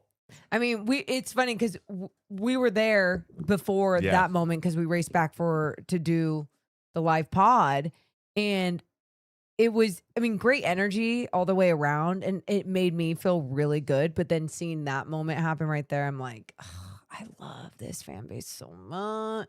God, we're so great. I love us so much. So much. The fan base is ridiculous. Like, for the shit that they've had to it's go just through. the best. Yeah. The best. Ooh, Jake Gaten talked one-on-one with him. Do you want to hear that? Good job, Jake. Well, Jake's at the draft. Jake Gaten is at... Yeah, that's a good point, Deuce. He's the only media member at the draft. Let's hear Darius it. Auff Jr., you're officially a Sacramento King. How does that sound? Sounds like everything I wanted. It's a great feeling.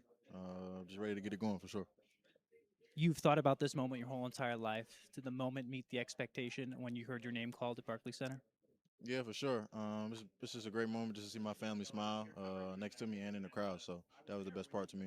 It's pretty cool. Scott Perry coached your dad at Eastern Kentucky. Now he's going to be your general manager in Sacramento. How much of a factor do you think that played in them selecting you for in Sacramento? And how much does that mean to you, that moment to come full circle? Yeah, it means a lot to me. That's my guy. He showed a lot of love. He's been showing love for some years now. So that whole organization, I love it. I love everything about him. I'm just excited to be there. I asked you yesterday, what do you think of the trip to Sacramento? Now that they officially selected you, how was the trip? Do you feel like it could be home? Yeah, it's definitely home. I love it. I loved it while I was there.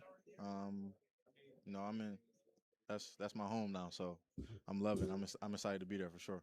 Probably haven't seen the video yet, but Sacramento Kings fans went berserk when your name was called the Golden One Center. What do you want Kings fans to know about you when you step on the court at Golden One Center? Just a winning player coming. Just excited to get stuff going, get going with the team, and y'all getting a dog for sure.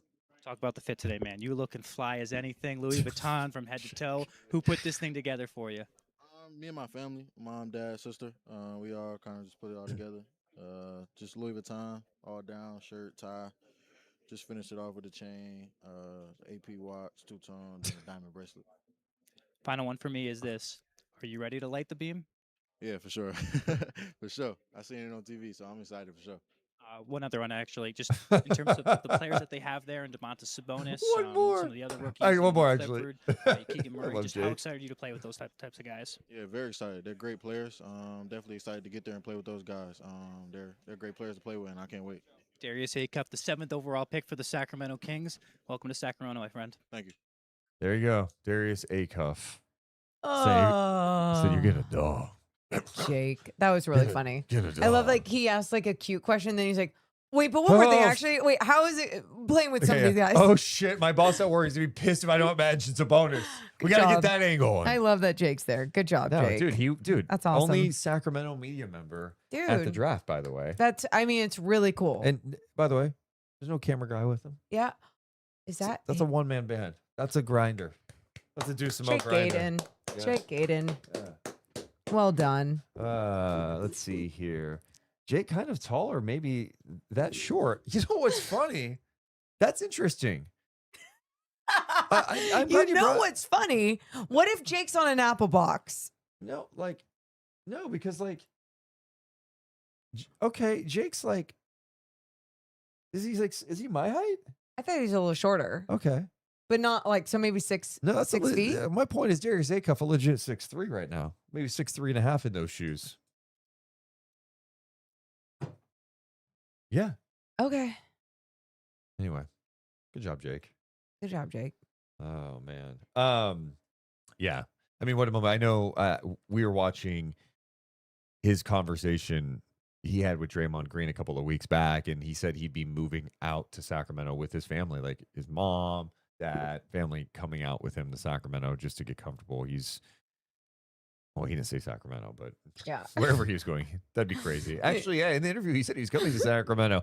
How much do you think the Scott Perry thing played a role in this? Just like the relationship, him coaching Darius Auff's dad. Like played a role into Scott Perry going for Yes. okay, because like obviously it wouldn't play a role the other way, except just like maybe making them excited about a connection and familiarity. I guess for Scott, what you see with him is that he likes what he knows, you know, like he definitely likes pieces and people of what he knows. And I don't think there's any problem with that as long as you're willing to also evolve that mindset too as a GM, as an organization, and being like, all right, I'm not just going to play with this and my biases and everything else. I'm going to make sure that I'm looking at everything. It's just like you do think about that when you think about relationships and why people go in a certain direction, but also it's always nice to go with what feels comfortable too. And I guess that doesn't sound right. What feels comfortable? Because obviously they feel like that was the best player. Yeah, but I at think 7. I mean, it's to your point. If you could get comfortable by having the right intel and knowing like Sure. who people are and what they're about and Sure. what you're getting. So like, because you know the player, like that's the thing. These college players are so fucking talented, but they're not robots. Like there's a lot of things that make them tick, and you have to, you're trying to find the right guy, but you're also understanding that these people are not finished products. Yeah. As human beings, right? Like, yeah, young. I mean, think about what human you were beings. like when you were 19. Could you imagine? I can't imagine what you were like at 19. God, at 19, I think I moved to LA to try to get into broadcasting, where I was told I was fat and needed to find a brand, like literally. So That I didn't know her then, so that was not me who said that. Just to No. be clear, 100% clear, I would not say that to her. and some asshole that owned a And bit. look at you now. Yeah, I mean, like, cool. Found my brand. Thanks, bitch. Like, god damn. Didn't have to be so aggressive. Lost a lot of confidence, but had to gain it back again. But yeah, that was me at 19. The camera's still on the Baron Philon right now. He's smiling though. It's almost like he thinks he's going here to Philly at 22. He probably is. And good for him, just to like, you're fine. You're getting drafted. Yeah. It's okay. Yep. Everyone's got a different journey. Yep. And use it as fuel. It's a chip Use on it your as shoulder. fuel, but also then there's less expectations around you, to the extent of like, well, you picked him at 20 seconds, so this is why. he's still not capable of doing this or blah blah. Look at him smiling. Oh, he knows. He must know. Or he's just happy. By the way, Morgan. Yeah. Someone in the chat is asking, who is wearing number 5 next year? Neek Clifford wears number 5 right now. It'll be Neek. Unless Darius is like paying him or whatever they do. Darius had a chain that says 5 on it. They call him 5. Okay, then be 55. Wow. I That know. actually, you know what? How crazy would I that kind of be? like him at 55. Because of the 7th pick in the draft, The Jason 7th pick in the Williams. draft, point guard. Yeah. We're 55. And then just get another chain added on that says 5. Oh, I think Phylon just found out. It looks like he's getting very emotional. This is so cool.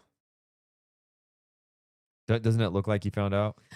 I'm feeling like that's what production is, and we're watching it on silent, but like I'm feeling like that's what's happening. All right, let's see what Silver says. With the 22nd pick in the 2026 NBA Draft, the Philadelphia 76ers select Baron Phylon Jr. from the University of Alabama. Oh, dude. Phylon in tears, hugging his family. Dude, this is what it's about. Tonight. So fucking cool, dude. LeBaron Phylon, he's from Mobile, Alabama, the area. He stayed close to That's home for so college. cute. He went through the draft. I mean, it's very process last interesting. They go with Phylon here. They, obviously have Maxi and BJ. and he put in the work. But wow, good for him, dude. What an emotional moment. I love seeing that. Even just the build up to it, the cameras on him falling, and then having his moment and still just like understanding the moment. So cool. And Adam Silver messing up. Philadelphia 76. He's not a robot, everyone. Or maybe he That. is. Oh, Morgan, we have more Darius Auff. Do you want to hear any of it? We love a good green screen. Yes, please. Oh my God, it's such a funny green screen. That's cool. Darius Auff met with the Sacramento media over Zoom. We could have joined that. Why didn't we do that? We're just saying, hey, hold on. We got to hear from the commish first. Sean Cunningham posted it. Want to get your reaction to joining the Sacramento Kings. And did Scott Perry speak with you, and what did he say? Yeah, very excited for the opportunity. And yeah, I spoke to Scott. That's my guy. So we knew what it was already and just decided to get it going for sure. Marcus? Hey Darius, congratulations again on this feat. Explain to me kind of what's going through your mind at this time now that the pick is in. It's kind of is a next step for you, or are you still kind of letting it off, taking everything in at this time? Yeah, it's definitely next step. I mean, it will be after tonight, but I'm definitely ready for the next step. Excited to start hooping again. I'm just blessed to get picked, hear my name called. Matt George? Hey Darius, first off, welcome to Sacramento. I don't know how much you can divulge of how your pre-draft workout, how that went with Scott and BJ and Sacramento here, but Matt, I'm gonna go ahead and say it probably went pretty well. They just drafted him at 7. what was that meeting like? I mean, am it crazy? How much did that solidify anything in your mind that this was the right spot for you? It was a great workout. That might have been my last workout. So say the best for last, I guess. But it was a great workout. Meeting with all of them. I got a great relationship with all of them. So just definitely excited. Mark Haynes? You heard? Darius, congrats. But obviously, we know that you can score the ball. We know what you can do offensively. But what is something that Sacramento fans might not know that they're going to get from you? Probably that I'm a winning player. I'm coming in and try to win every game.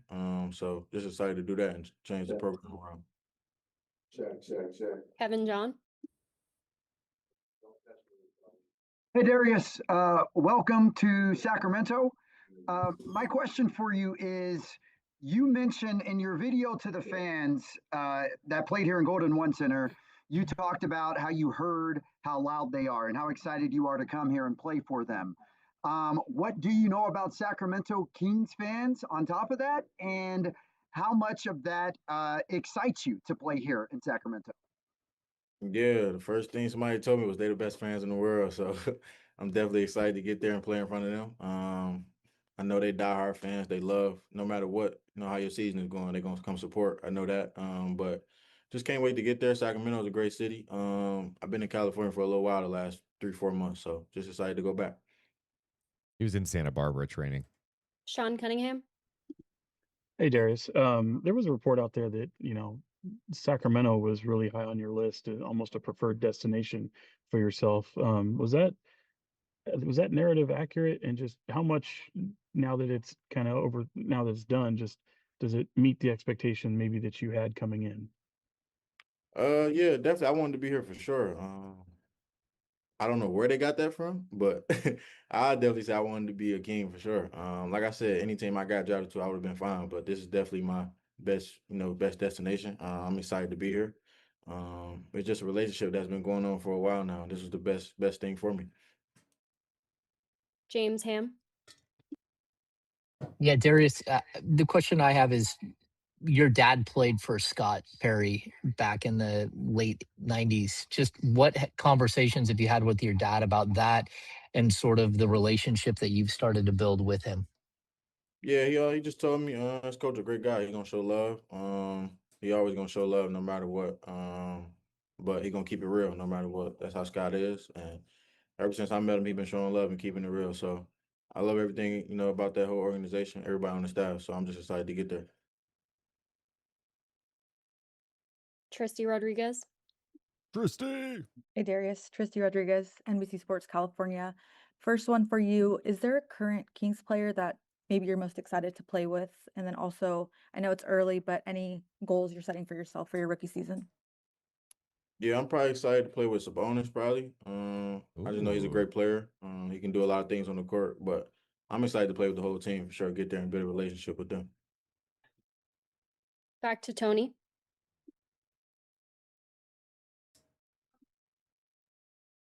Oh yeah, I'm sorry about that. Hey Darius, it's been a lot said about your defense. What should the Sacramento Kings fans should know about how you play defense, or is it something that you need to work on, or just what's your thoughts about that? Yeah, I'm just ready to go out there and defend. And just play against everybody and just show I can defend. And I'm excited for the opportunity. It's just a dream come true, and I'm ready for it. Jason.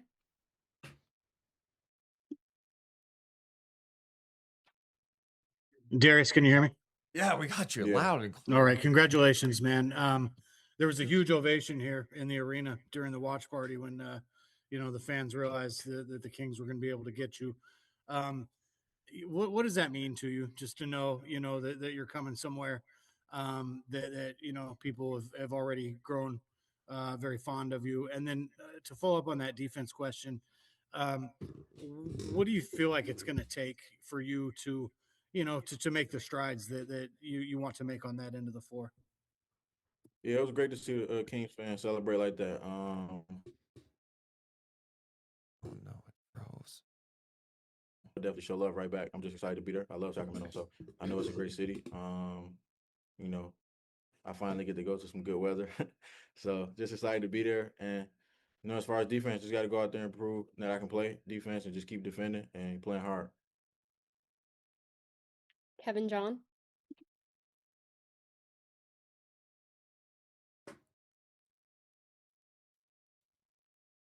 Kevin, are All you? right. Darius, so a lot has been said about you being an offensive just guru. I heard Calipari say the other day that you can come in your rookie season and average 18 points. How much pressure have you put on yourself coming into this rookie season? And how much do you think that your game translates to the NBA level and what you will be able to do here in the Kings uniform? It's never pressure. Just gotta go out there and hoop. I'm not too much worried about pressure or none of that. I'm just going out there and playing my game. But I'm looking to improve each and every game. It's a long season, 82 games. So I'm just looking forward to going out there and getting better. Brendan Nunez. Hey Darius, Brendan, Sacktown Sports. Congratulations, man. How much do you expect, or where do you expect the biggest adjustment playing at the NBA level, and how much does playing for Coach Cal help get you prepared for that? I'd definitely say the pace of the game is way more faster. It gets faster at every level, so definitely looking forward to that. And Coach Cal, he prepared me a lot for that. The way we played is fast, so that's how he liked to play. So it definitely prepared me for the NBA. We have time for one more. Ryan. Congratulations, Darius. Can't wait to have you in Sacramento. Question: everybody talks about your scoring and three-level abilities, but what about your facilitation and your leadership at the point playing with young bigs like Max Reno and Dylan Cardwell? It means a lot. Like I said, I'm excited to play with those guys. They're great players. I feel like I can make those guys better. They can make me better. And like I said, I'm looking forward to the opportunity. I think my skill set brings a lot, and my leadership.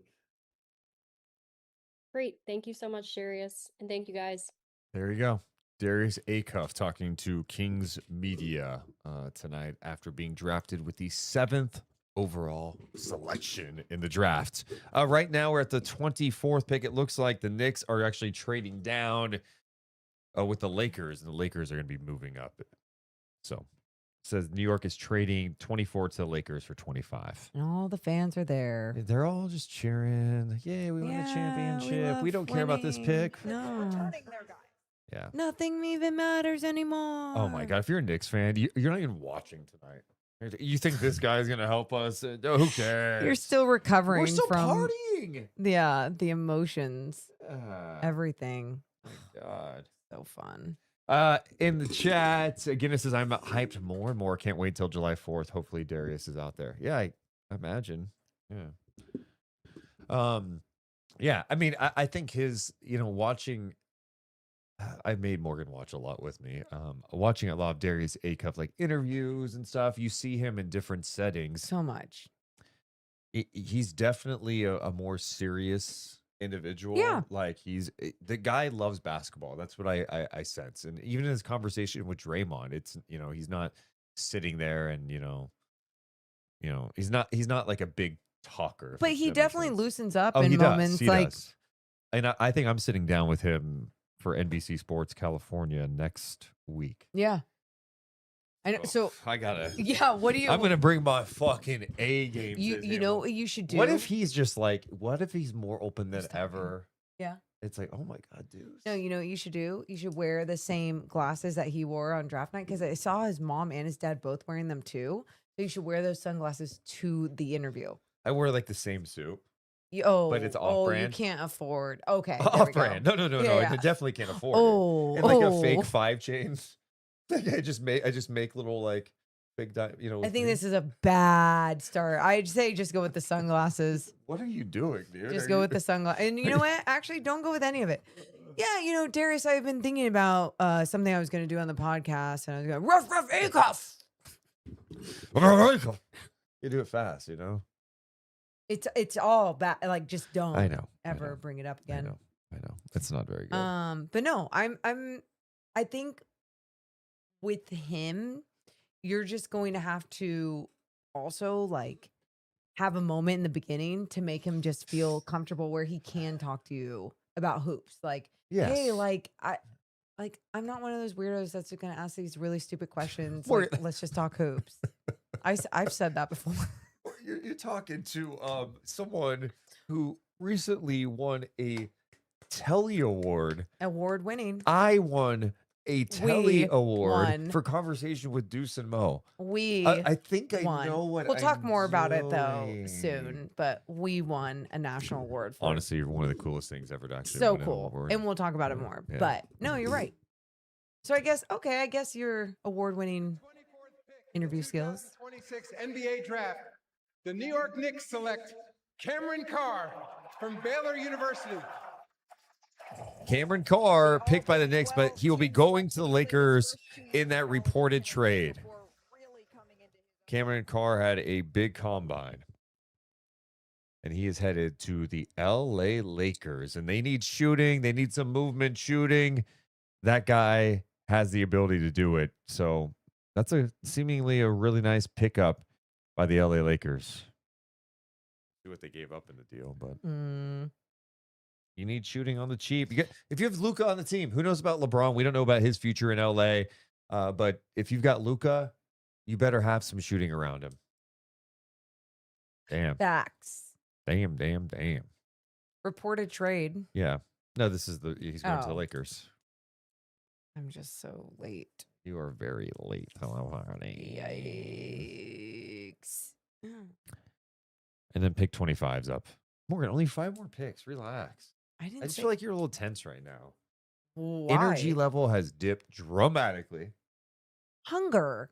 2.5 hours. Yeah. I haven't had anything to eat either. You see me talking about it? Why? Go grab a little snacky poo. I want to eat the burrito. You're surprised that the draft lasts like 2 hours? Are you surprised by this? Like, this is not new. It lasts a few hours. It's every year. We did one time where we were on for like 9 hours. I do recall. Yeah. I do recall. So, like, what were you thinking? What did you honestly think we were doing today? We must have had a miscommunication. Are you shitting me? But I didn't care. We're hanging out during the draft. What did you think we were doing? I didn't think that we were hanging out all the way. So that's a lot of yeah, Deuce hey time. guys, we'll go ahead and shut it down. No, like, and that's the thing. And then once you also were like, well, I just can't, there can't be a trade that we miss or anything. It's like, yeah, it's true. I know we didn't do this last year, but like, And that's in why I previous probably years, just don't recall. We've literally done this. Yeah, but it's been a whole year of not doing this. So my memory, I don't know if you know this, I It don't is retain. rough. Yeah. That's a rough memory. You That's for sure. gotta remind, hey, put that in the email next time, Oh huh? my Would you? God, yeah, okay. Hey, put that in the email. Oh. He's delusional. I like it. Instead of delusional. Man, no, she is obviously. They're talking about you. Obviously. Ooh, do we have some drama on the? Oh, come on, give me some drum. No. Mm-mm. Yeah, I don't know. You never know what's real on social media anymore. You know. Mm-hmm. You never know. Drama. Shams has been quiet. Yeah, they're showing the Lakers draft room right now. Draft headquarters. Pelinka on the phone, just chilling. Kurt Rambis still involved. JJ got a haircut. JJ looks like he went with like a close Yeah, he like almost shaved his head. Like a fade Yeah, into a very little short. buzz. Yeah. I like it. I like the change. Do you think the Kings trade into the first round? There's still time. Is there someone on the draft board that they like? I mean, at this point, I need Bobby Gerald back on to tell me. Our guy Showtime, who obviously pays attention to this, was mentioning Chris Sinek Jr., who played with Kingston Flemings at Houston, 6'11", long, athletic, defensive upside, obviously playing on that team. So, he's someone that's still there. As we wait. Appreciate you guys being here tonight, too. I'm going to refresh to see how many thumbs up we have, to see if it's acceptable tonight. If it's worthy. Oh. 282 is not bad. That should be at like 300 easy. Hit that thumbs Easy. up and subscribe. Yep. Would ya? Showtime also says that Shams is reporting that the Knicks are looking to trade back or out again. Yeah, that's what I'm saying. I mean, I think there could be an opportunity. I mean, I think it's pretty clear Scott Perry knows some people with the Knicks. Can't just call Leon Rose, but hey, I'll give you this second round pick and a future something, and let me get in here. Maybe. That would be exciting to happen right now. It would. As we wait. Okay, the Lakers pick is almost in. The Knicks received cash considerations from the Lakers for the 24th pick. So to move down one spot, they got a little cash. That money, honey. Where does that cash go? I am always curious, especially when you look at how much cash cash, how much money that these like Yeah. players make. I'm sure people behind the scenes make. I go, what is that? I mean, I guess there's budgets for like scouting departments and stuff. They have to travel everywhere, so maybe it's like, hey, we got a couple $100,000 to go into the budget. So, There's like- all those things. I don't think like James Dolan's like, hey, Lakers, are you gonna send the cash or not? You Venmoing or just direct deposit? Portland could use the cash. Oh my God. Portland could use What's going on? the cash. Luke says, I've been on a flight this entire live stream. You're saving me from having to watch a terrible movie on this tiny seatback TV. Thank you. Hey, I'm glad you're here. Thanks, Luke. Jay says, definitely ask Acuff about his family, Deuce. He loves family. I could tell that. Family and basketball. Family. Yeah. Hey, Darius, I come from well, no family actually. How's it having a dad and a mom and a sister and Could you guys adopt me? uh I changed for, my name to Deuce Acuff. for someone who doesn't have a family, can you explain what it's like? Justin says, you guys lucked out with Acuff. He is special. About 3 or 4 GMs will be regret passing on him by this time next year. I know it for a fact. Justin, I just love you saying it with your chest. I know for a fact. That's crazy that you think you know for a fact, but I love the optimism too. And that's something I've been consistent on since the lottery unfolded. I was there in Chicago when we found out the Kings were picking 7th, going, my goodness, you win 22 games, you're picking 7. But the reality is, go back and look at like every draft. The 5 best players in the draft aren't just picks 1 through 5, okay? And that's going to be the case this year. It doesn't mean they won't be all good, but the odds are that not all of them will pan out in the way that we think. And there's going to be a guy that slips a couple of picks or someone down later in the first round who gets picked that ends up being awesome. You just hope you're that team. First, we have trades to announce. As part of deals to be finalized later, the Oklahoma City Thunder are acquiring the draft rights to Bennett Sturts. We the know, 16th pick. Silver. The God. Detroit Pistons are acquiring the draft rights to Ibuka Okori, the 17th pick. And the Memphis Grizzlies are acquiring the draft rights to Kareem Lopez, the 21st pick. And with the 25th pick in the 2026 NBA draft, the Los Angeles Lakers select Sergio De La Rey from Valladolid, Spain, and the Valencia Basketball Club. So this is the Knicks pick Sergio De La Rey, the guard out of Spain, who was They look so happy. from Spain. Knicks fans are the best because they're right now. So historically, they boo everything, right? They're just mad. They get upset. So they boo Porzingis. That's the famous Well, one, the right? kid cried, yeah. Everyone's like upset. But now it doesn't matter who they pick. They just won the championship. It's like, yeah, Sergio. Yeah. You know? What a great feeling. Oh my What a great God. mood to be in. Sergio. Yeah. Yes, Sergio. Out of Spain, the 2025 Spanish ACB Best Young Player. So now you've got Denver on the clock, Boston, Minnesota coming up as the draft, first round of the draft is winding down. So Knack's still on the board. Okay. Okay.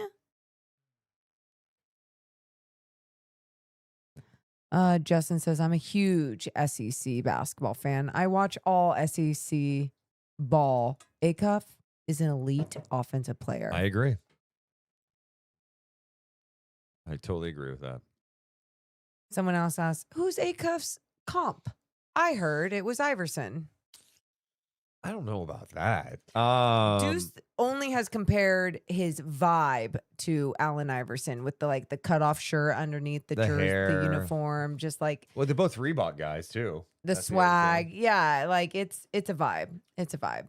His confidence, yeah, he has a swagger. He just looks cool. He just looks like he loves basketball. And when he's out there, like to see a guy with that level of confidence playing basketball, I dig the fuck out of that. Like he Yeah. has star potential. I mean, you see it. I mean, so I think the Kings should feel great about them getting their guy.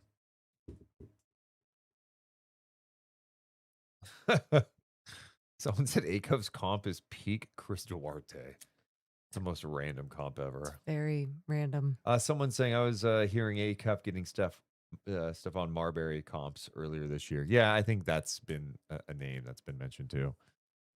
So Yeah. Comps, we'll see. Comps, they're what, comps. what I are don't they? Huh? know. But they just help like people sometimes feel. Boo says, Deuce, who was your pick? We did a podcast, I think, last week where we talked about it. I think, did I have Acuff as my one? Because I was really debating between Acuff and Flemings as my one in my rankings of the guards I in that think range. so. I think I had Acuff one and then Flemings. I would have been, fully admit, I would have been totally fine with Kingston Flemings if he Yeah. was a pick. I think I said Acuff because I think that's who the Kings are picking, but Flemings would have been like my first personal choice. Yeah. But again, those two going hand in hand. It's what, like, why? What was I sold on a few more interviews or something? That and also the defensive stuff was excited me about Kingston Flemings, and so now I still get to be excited about this individual, talented human being in Darius Auff. Explosive, dude. Yeah, I mean, it's especially let's be honest, since De'Aaron Fox got traded,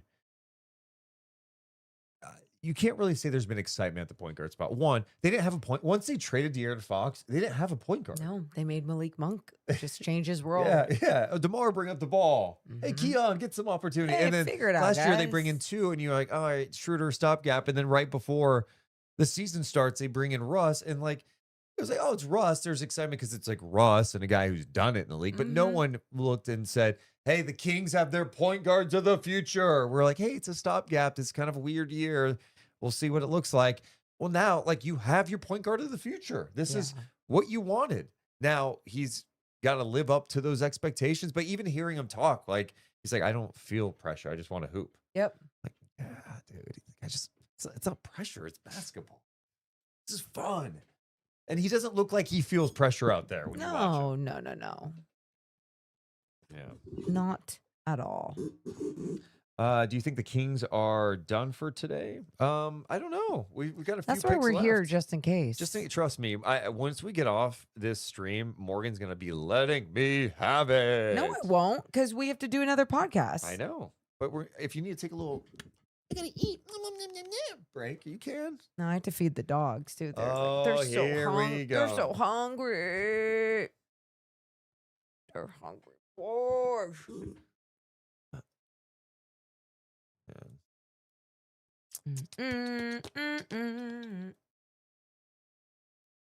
Turbo says he's excited because of the boot story that has been talked about. The legendary boot story. Iconic. I'm gonna start like showing up to pickup games in a walking boot, take it off. Oh, like, yeah, dude, I'm just playing through something. You I just like take that. it off and still play. Yeah, that's a Oh good my one. God, you had 3 rebounds, Deuce. How'd you do it? Yeah, falling back on injury. That's nice. So we play pickup basketball on Saturday. Well, mainly me, Morgan. I mean, it's very lucky if she shows up.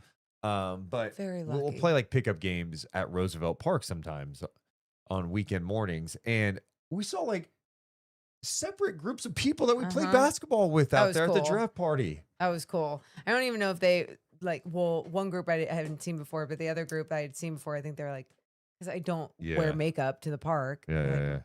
What is this? Yeah. Holy shit.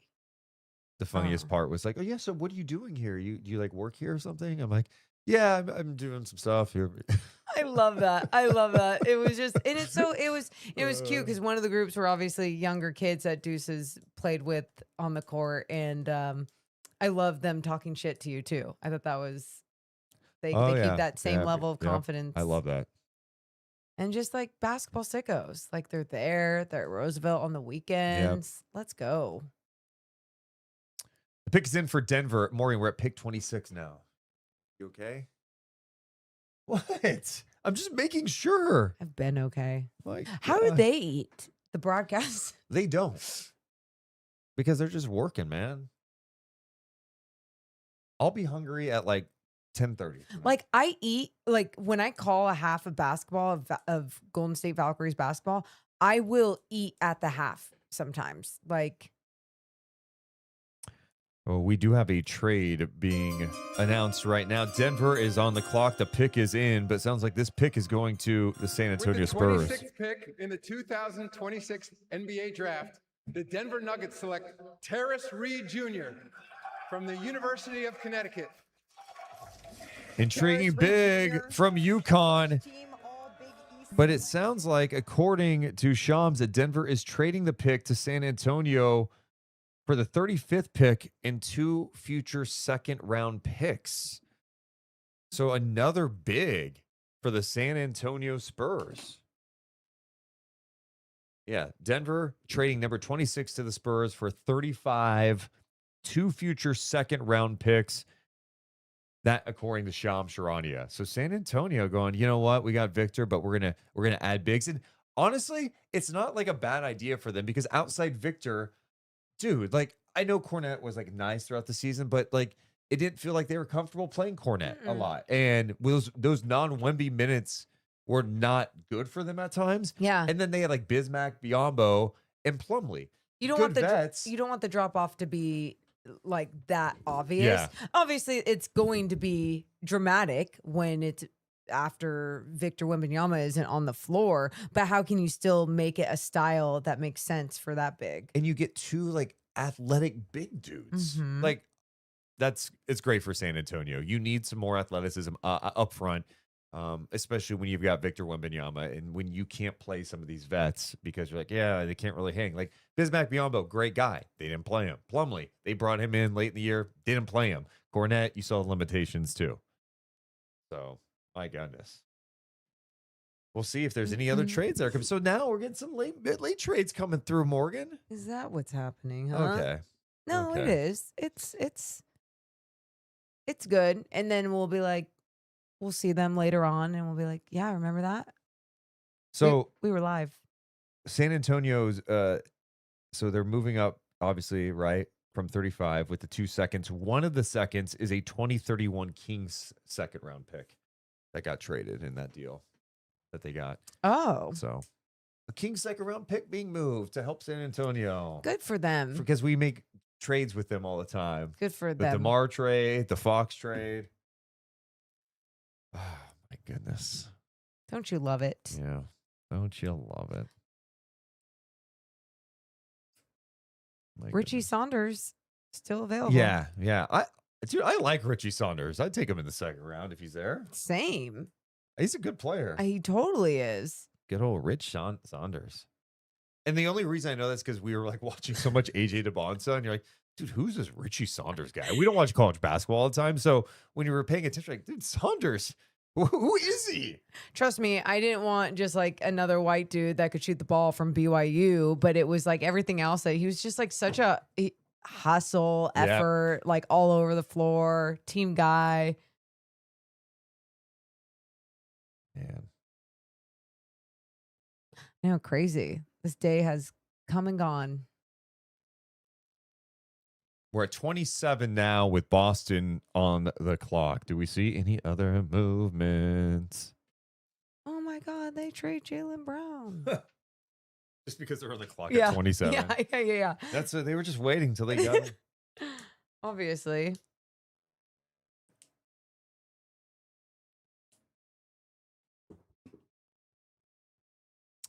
That grappling dork, they just need more size up front. That's for sure. I mean, that's important for them going forward. And I mean, you OKC adding Mara today too.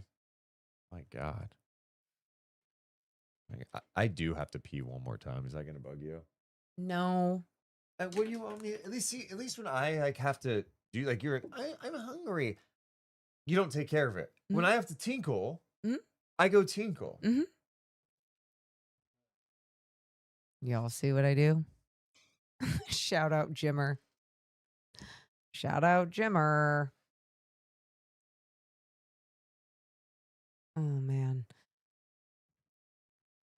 You guys, if you've been with us for 2.5 hours, give me a hell yeah in the chat. I'm so curious who's been in here for this time. It's been a day. Kind of waiting for more I mean, obviously, I wanted more action, more drama to kind of go down, but this is where we're at. And we'll be doing this again tomorrow. Kidding. We don't do this for the second round. I had to prep for a Valkyries game right after this. Oh, hell yeah, people. Hell yeah. I see multiple hell. We're not talking to you. You were gone. Yeah, I had to You go were to gone. the bathroom, No, dude. keep this between us, everyone. Okay, dude. Keep That's it between us. You're so cool. We are cool. The pick is in. I love it. Thanks for being here, you guys. With the 27th pick in the 2026 NBA Draft, the Boston Celtics select Chris Sunak Jr. from the University of Houston. So Nat goes to Boston. That was someone that Showtime was mentioning in the chat. He goes to the Celtics. Nice. I like Good his pickup suit. for them. Hi, Bo. I like the Houston guys. You go to Houston, I like you. Damn. Deuce didn't wash his hands. They're clean now. They are Ew, clean. stop. What? This is like when you pee on your hand. So stupid. Oh, Bojack. 27 is in. Who you got at 28 then, Deuce? Look, no. I just thought there would be more activity tonight. I thought we were staying on for the whole draft. That's what we do, I thought. Dude, that's what we were talking about. We were all talking about it. And What? there's been people here the whole time. No, it's great. This isn't like our podcast. We're just like watching the draft, waiting for fun stuff, you know? Yeah. No shit. And you didn't think we were staying on this long. So Well, no, I didn't factor in my prep, but I feel pretty good about the Atlanta Dream too. So it's just more about me like highlighting some of my charts. But I feel good. All right. I feel good. No, you're golden. I do wish there was more activity here, like down the stretch. You know? I mean, we've seen activity. They just haven't involved the Sacramento Kings. That's, I guess, where I was. That's just more fun. But good job. Hey, good job, other teams, with your activity, huh? But we don't know their board. Maybe the Kings are like, dude, we like how our board's shaping up at 35. We don't have to move up for our guy. Let's just work it out. And like, this is the other thing that people have been talking about too, is like the back, the end of the first round, early second round. How different is it going to be? Because so many players ended up going back to college this year. They're like, if I'm going to be a second round guy, I'll just go take the NIL money, which some guaranteed money, play another year of college basketball, and then maybe I improve my standing. So, yeah. I mean, it's not a bad business move. I can't imagine making that much money at that age. Or at any age.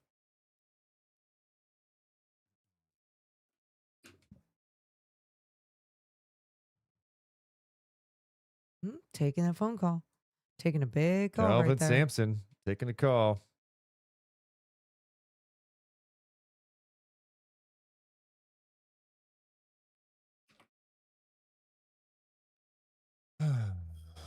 So Minnesota now on the clock. What an interesting time for Minnesota after making the Randall trade yesterday. Some of their fans were in our comments. Yeah. They're like, no, it was time to move off of Randall. This actually can be better long term. Some fans are pretty excited. Okay. I mean, that's because of how I viewed it was like, wouldn't you be kind of frustrated that they traded just a couple of years ago, Cat away for Julius Randle, and then this is how they trade him away just a couple years after to help with cap space and everything else. It just seemed like one of those annoying things. But if the fans are down to move on from Julius Randle, I sure. think for them, it's like we needed to re-sign Io. And if it allows us some flexibility to change some things up, like maybe they felt like they reached their ceiling with our particular group. And they probably did. They probably reached their ceiling with that Randall Ant combo. Carlin, why you amped up, man? Because Bojack's amped up. Hey, Carlin. Bojack made an appearance and Carlin make an appearance on the stream? Sure. Show a little Carlin. I mean, he could be good for vibes to see if there's some sort of trade that goes down. Oh, look at this pup. Ladies and gentlemen, we welcome the dog of all dogs. His name, Carlin. Hi, Car. Ready to kiss? Oh. Okay, okay. Hey. Getting choked up. My legs don't work, but I'm so cute. His front legs work. My back legs don't work, but I'm super cute. Buddy, just one kiss. I just want one kiss. Don't. He doesn't want. So grumpy. Why are you so grumpy? He's so grumpy. Because he's hungry. Oh, no. He gave me one kiss, I think. He didn't, dude. Stop forcing it. Just trust me. No. I'm his dad. I know. Oh, my God. Oh, we've got a reported trade while we're doing all that. Hell yeah. What is it? What is it?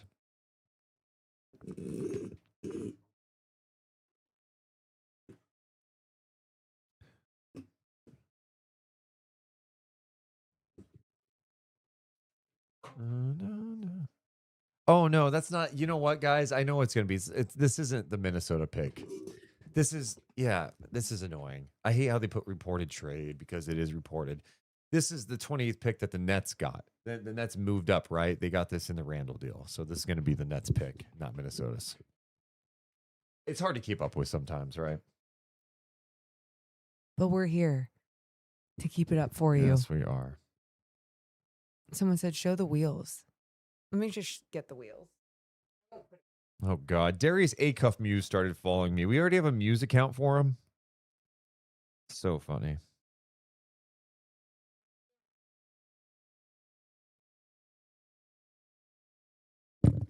These are Carlin's wheels. Yep. These things, he goes on walks in these. And let me tell you, he's got some speed. Got some speed.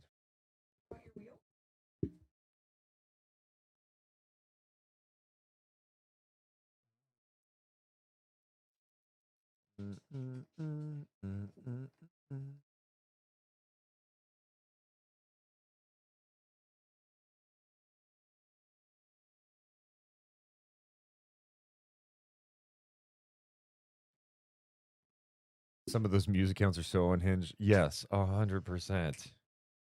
The Muse accounts, you know, when Stat Muse first came out, it was really cool to hear like the different stats. The 28th pick in the 2026 NBA draft, the Minnesota Timberwolves select Joshua Jefferson from Iowa State University. Joshua Jefferson, Iowa State, Oh, yeah. going to the Brooklyn Nets.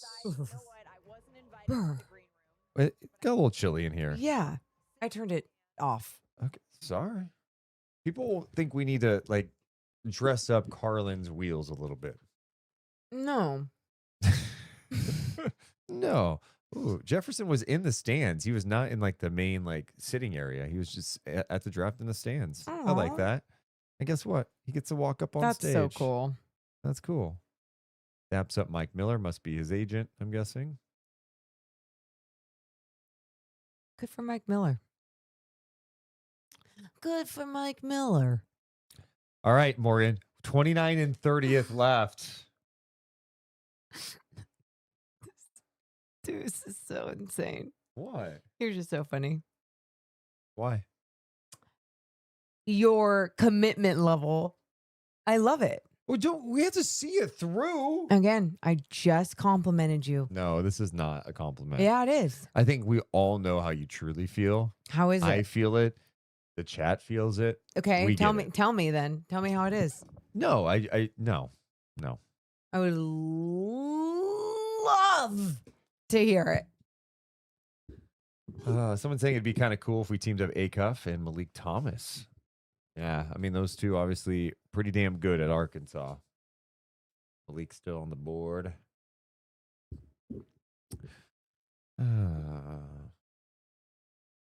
Richie Saunders still out there. He's still Morgan. So out is Malik Thomas. Ooh, Emmanuel Sharp. That's a second round guy from Houston I like. I watched him at the combine. He's fun. Dog.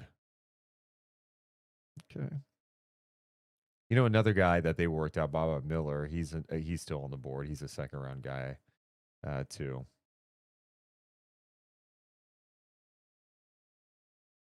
And then, of course, A-Cub's agent, his teammate, Trevin Brazil, still on the board. He worked out in Sacramento too, and you know those guys had a good connection. Lob threat. Saunders would be such a Kings pick. That's funny. How? In what way, though? White shooter from BYU. Yeah, because they've had so many of those.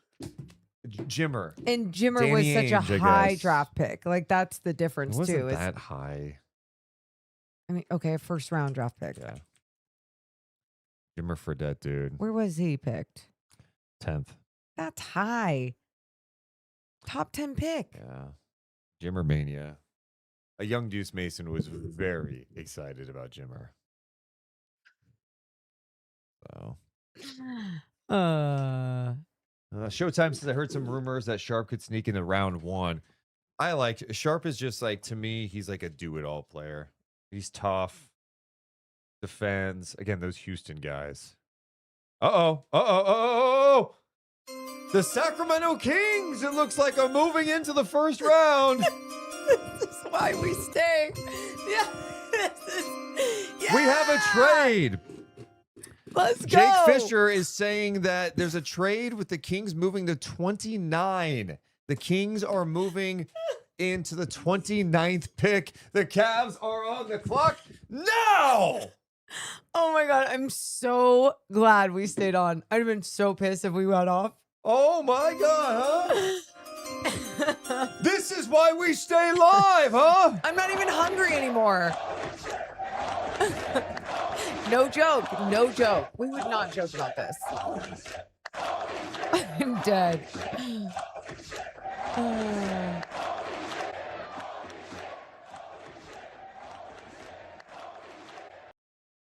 Here we go. Matt George is reporting it's going to be Alex Caravan from UConn who they worked out.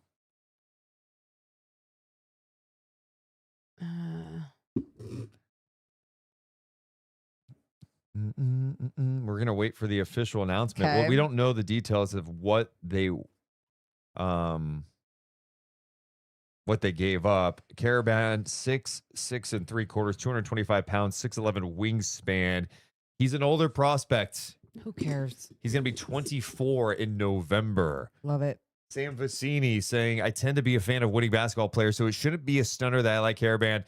It's harder than you would think to find players who can knock down shots from the perimeter and be solid team defenders in scheme. He profiles well to help a team because of his ability to make decisions, move the ball quickly, knock down shots, and move incredibly well without the ball. On defense, he's always in the right positions, consistently reads the play the right way, and disrupts what the opposition wants to do by scrambling well. There are limitations in that he can't beat anyone off the bounce, and there are some on-ball defensive questions that could cause issues. Still, I strongly believe that any NBA team would be better off having Caravan's presence within their system. He's a hard worker, he's a high character, and he's won a significant number of games as a starter on what has been the best college program in the country over the last 5 years. It speaks volumes that he has been the common denominator on the court in his time.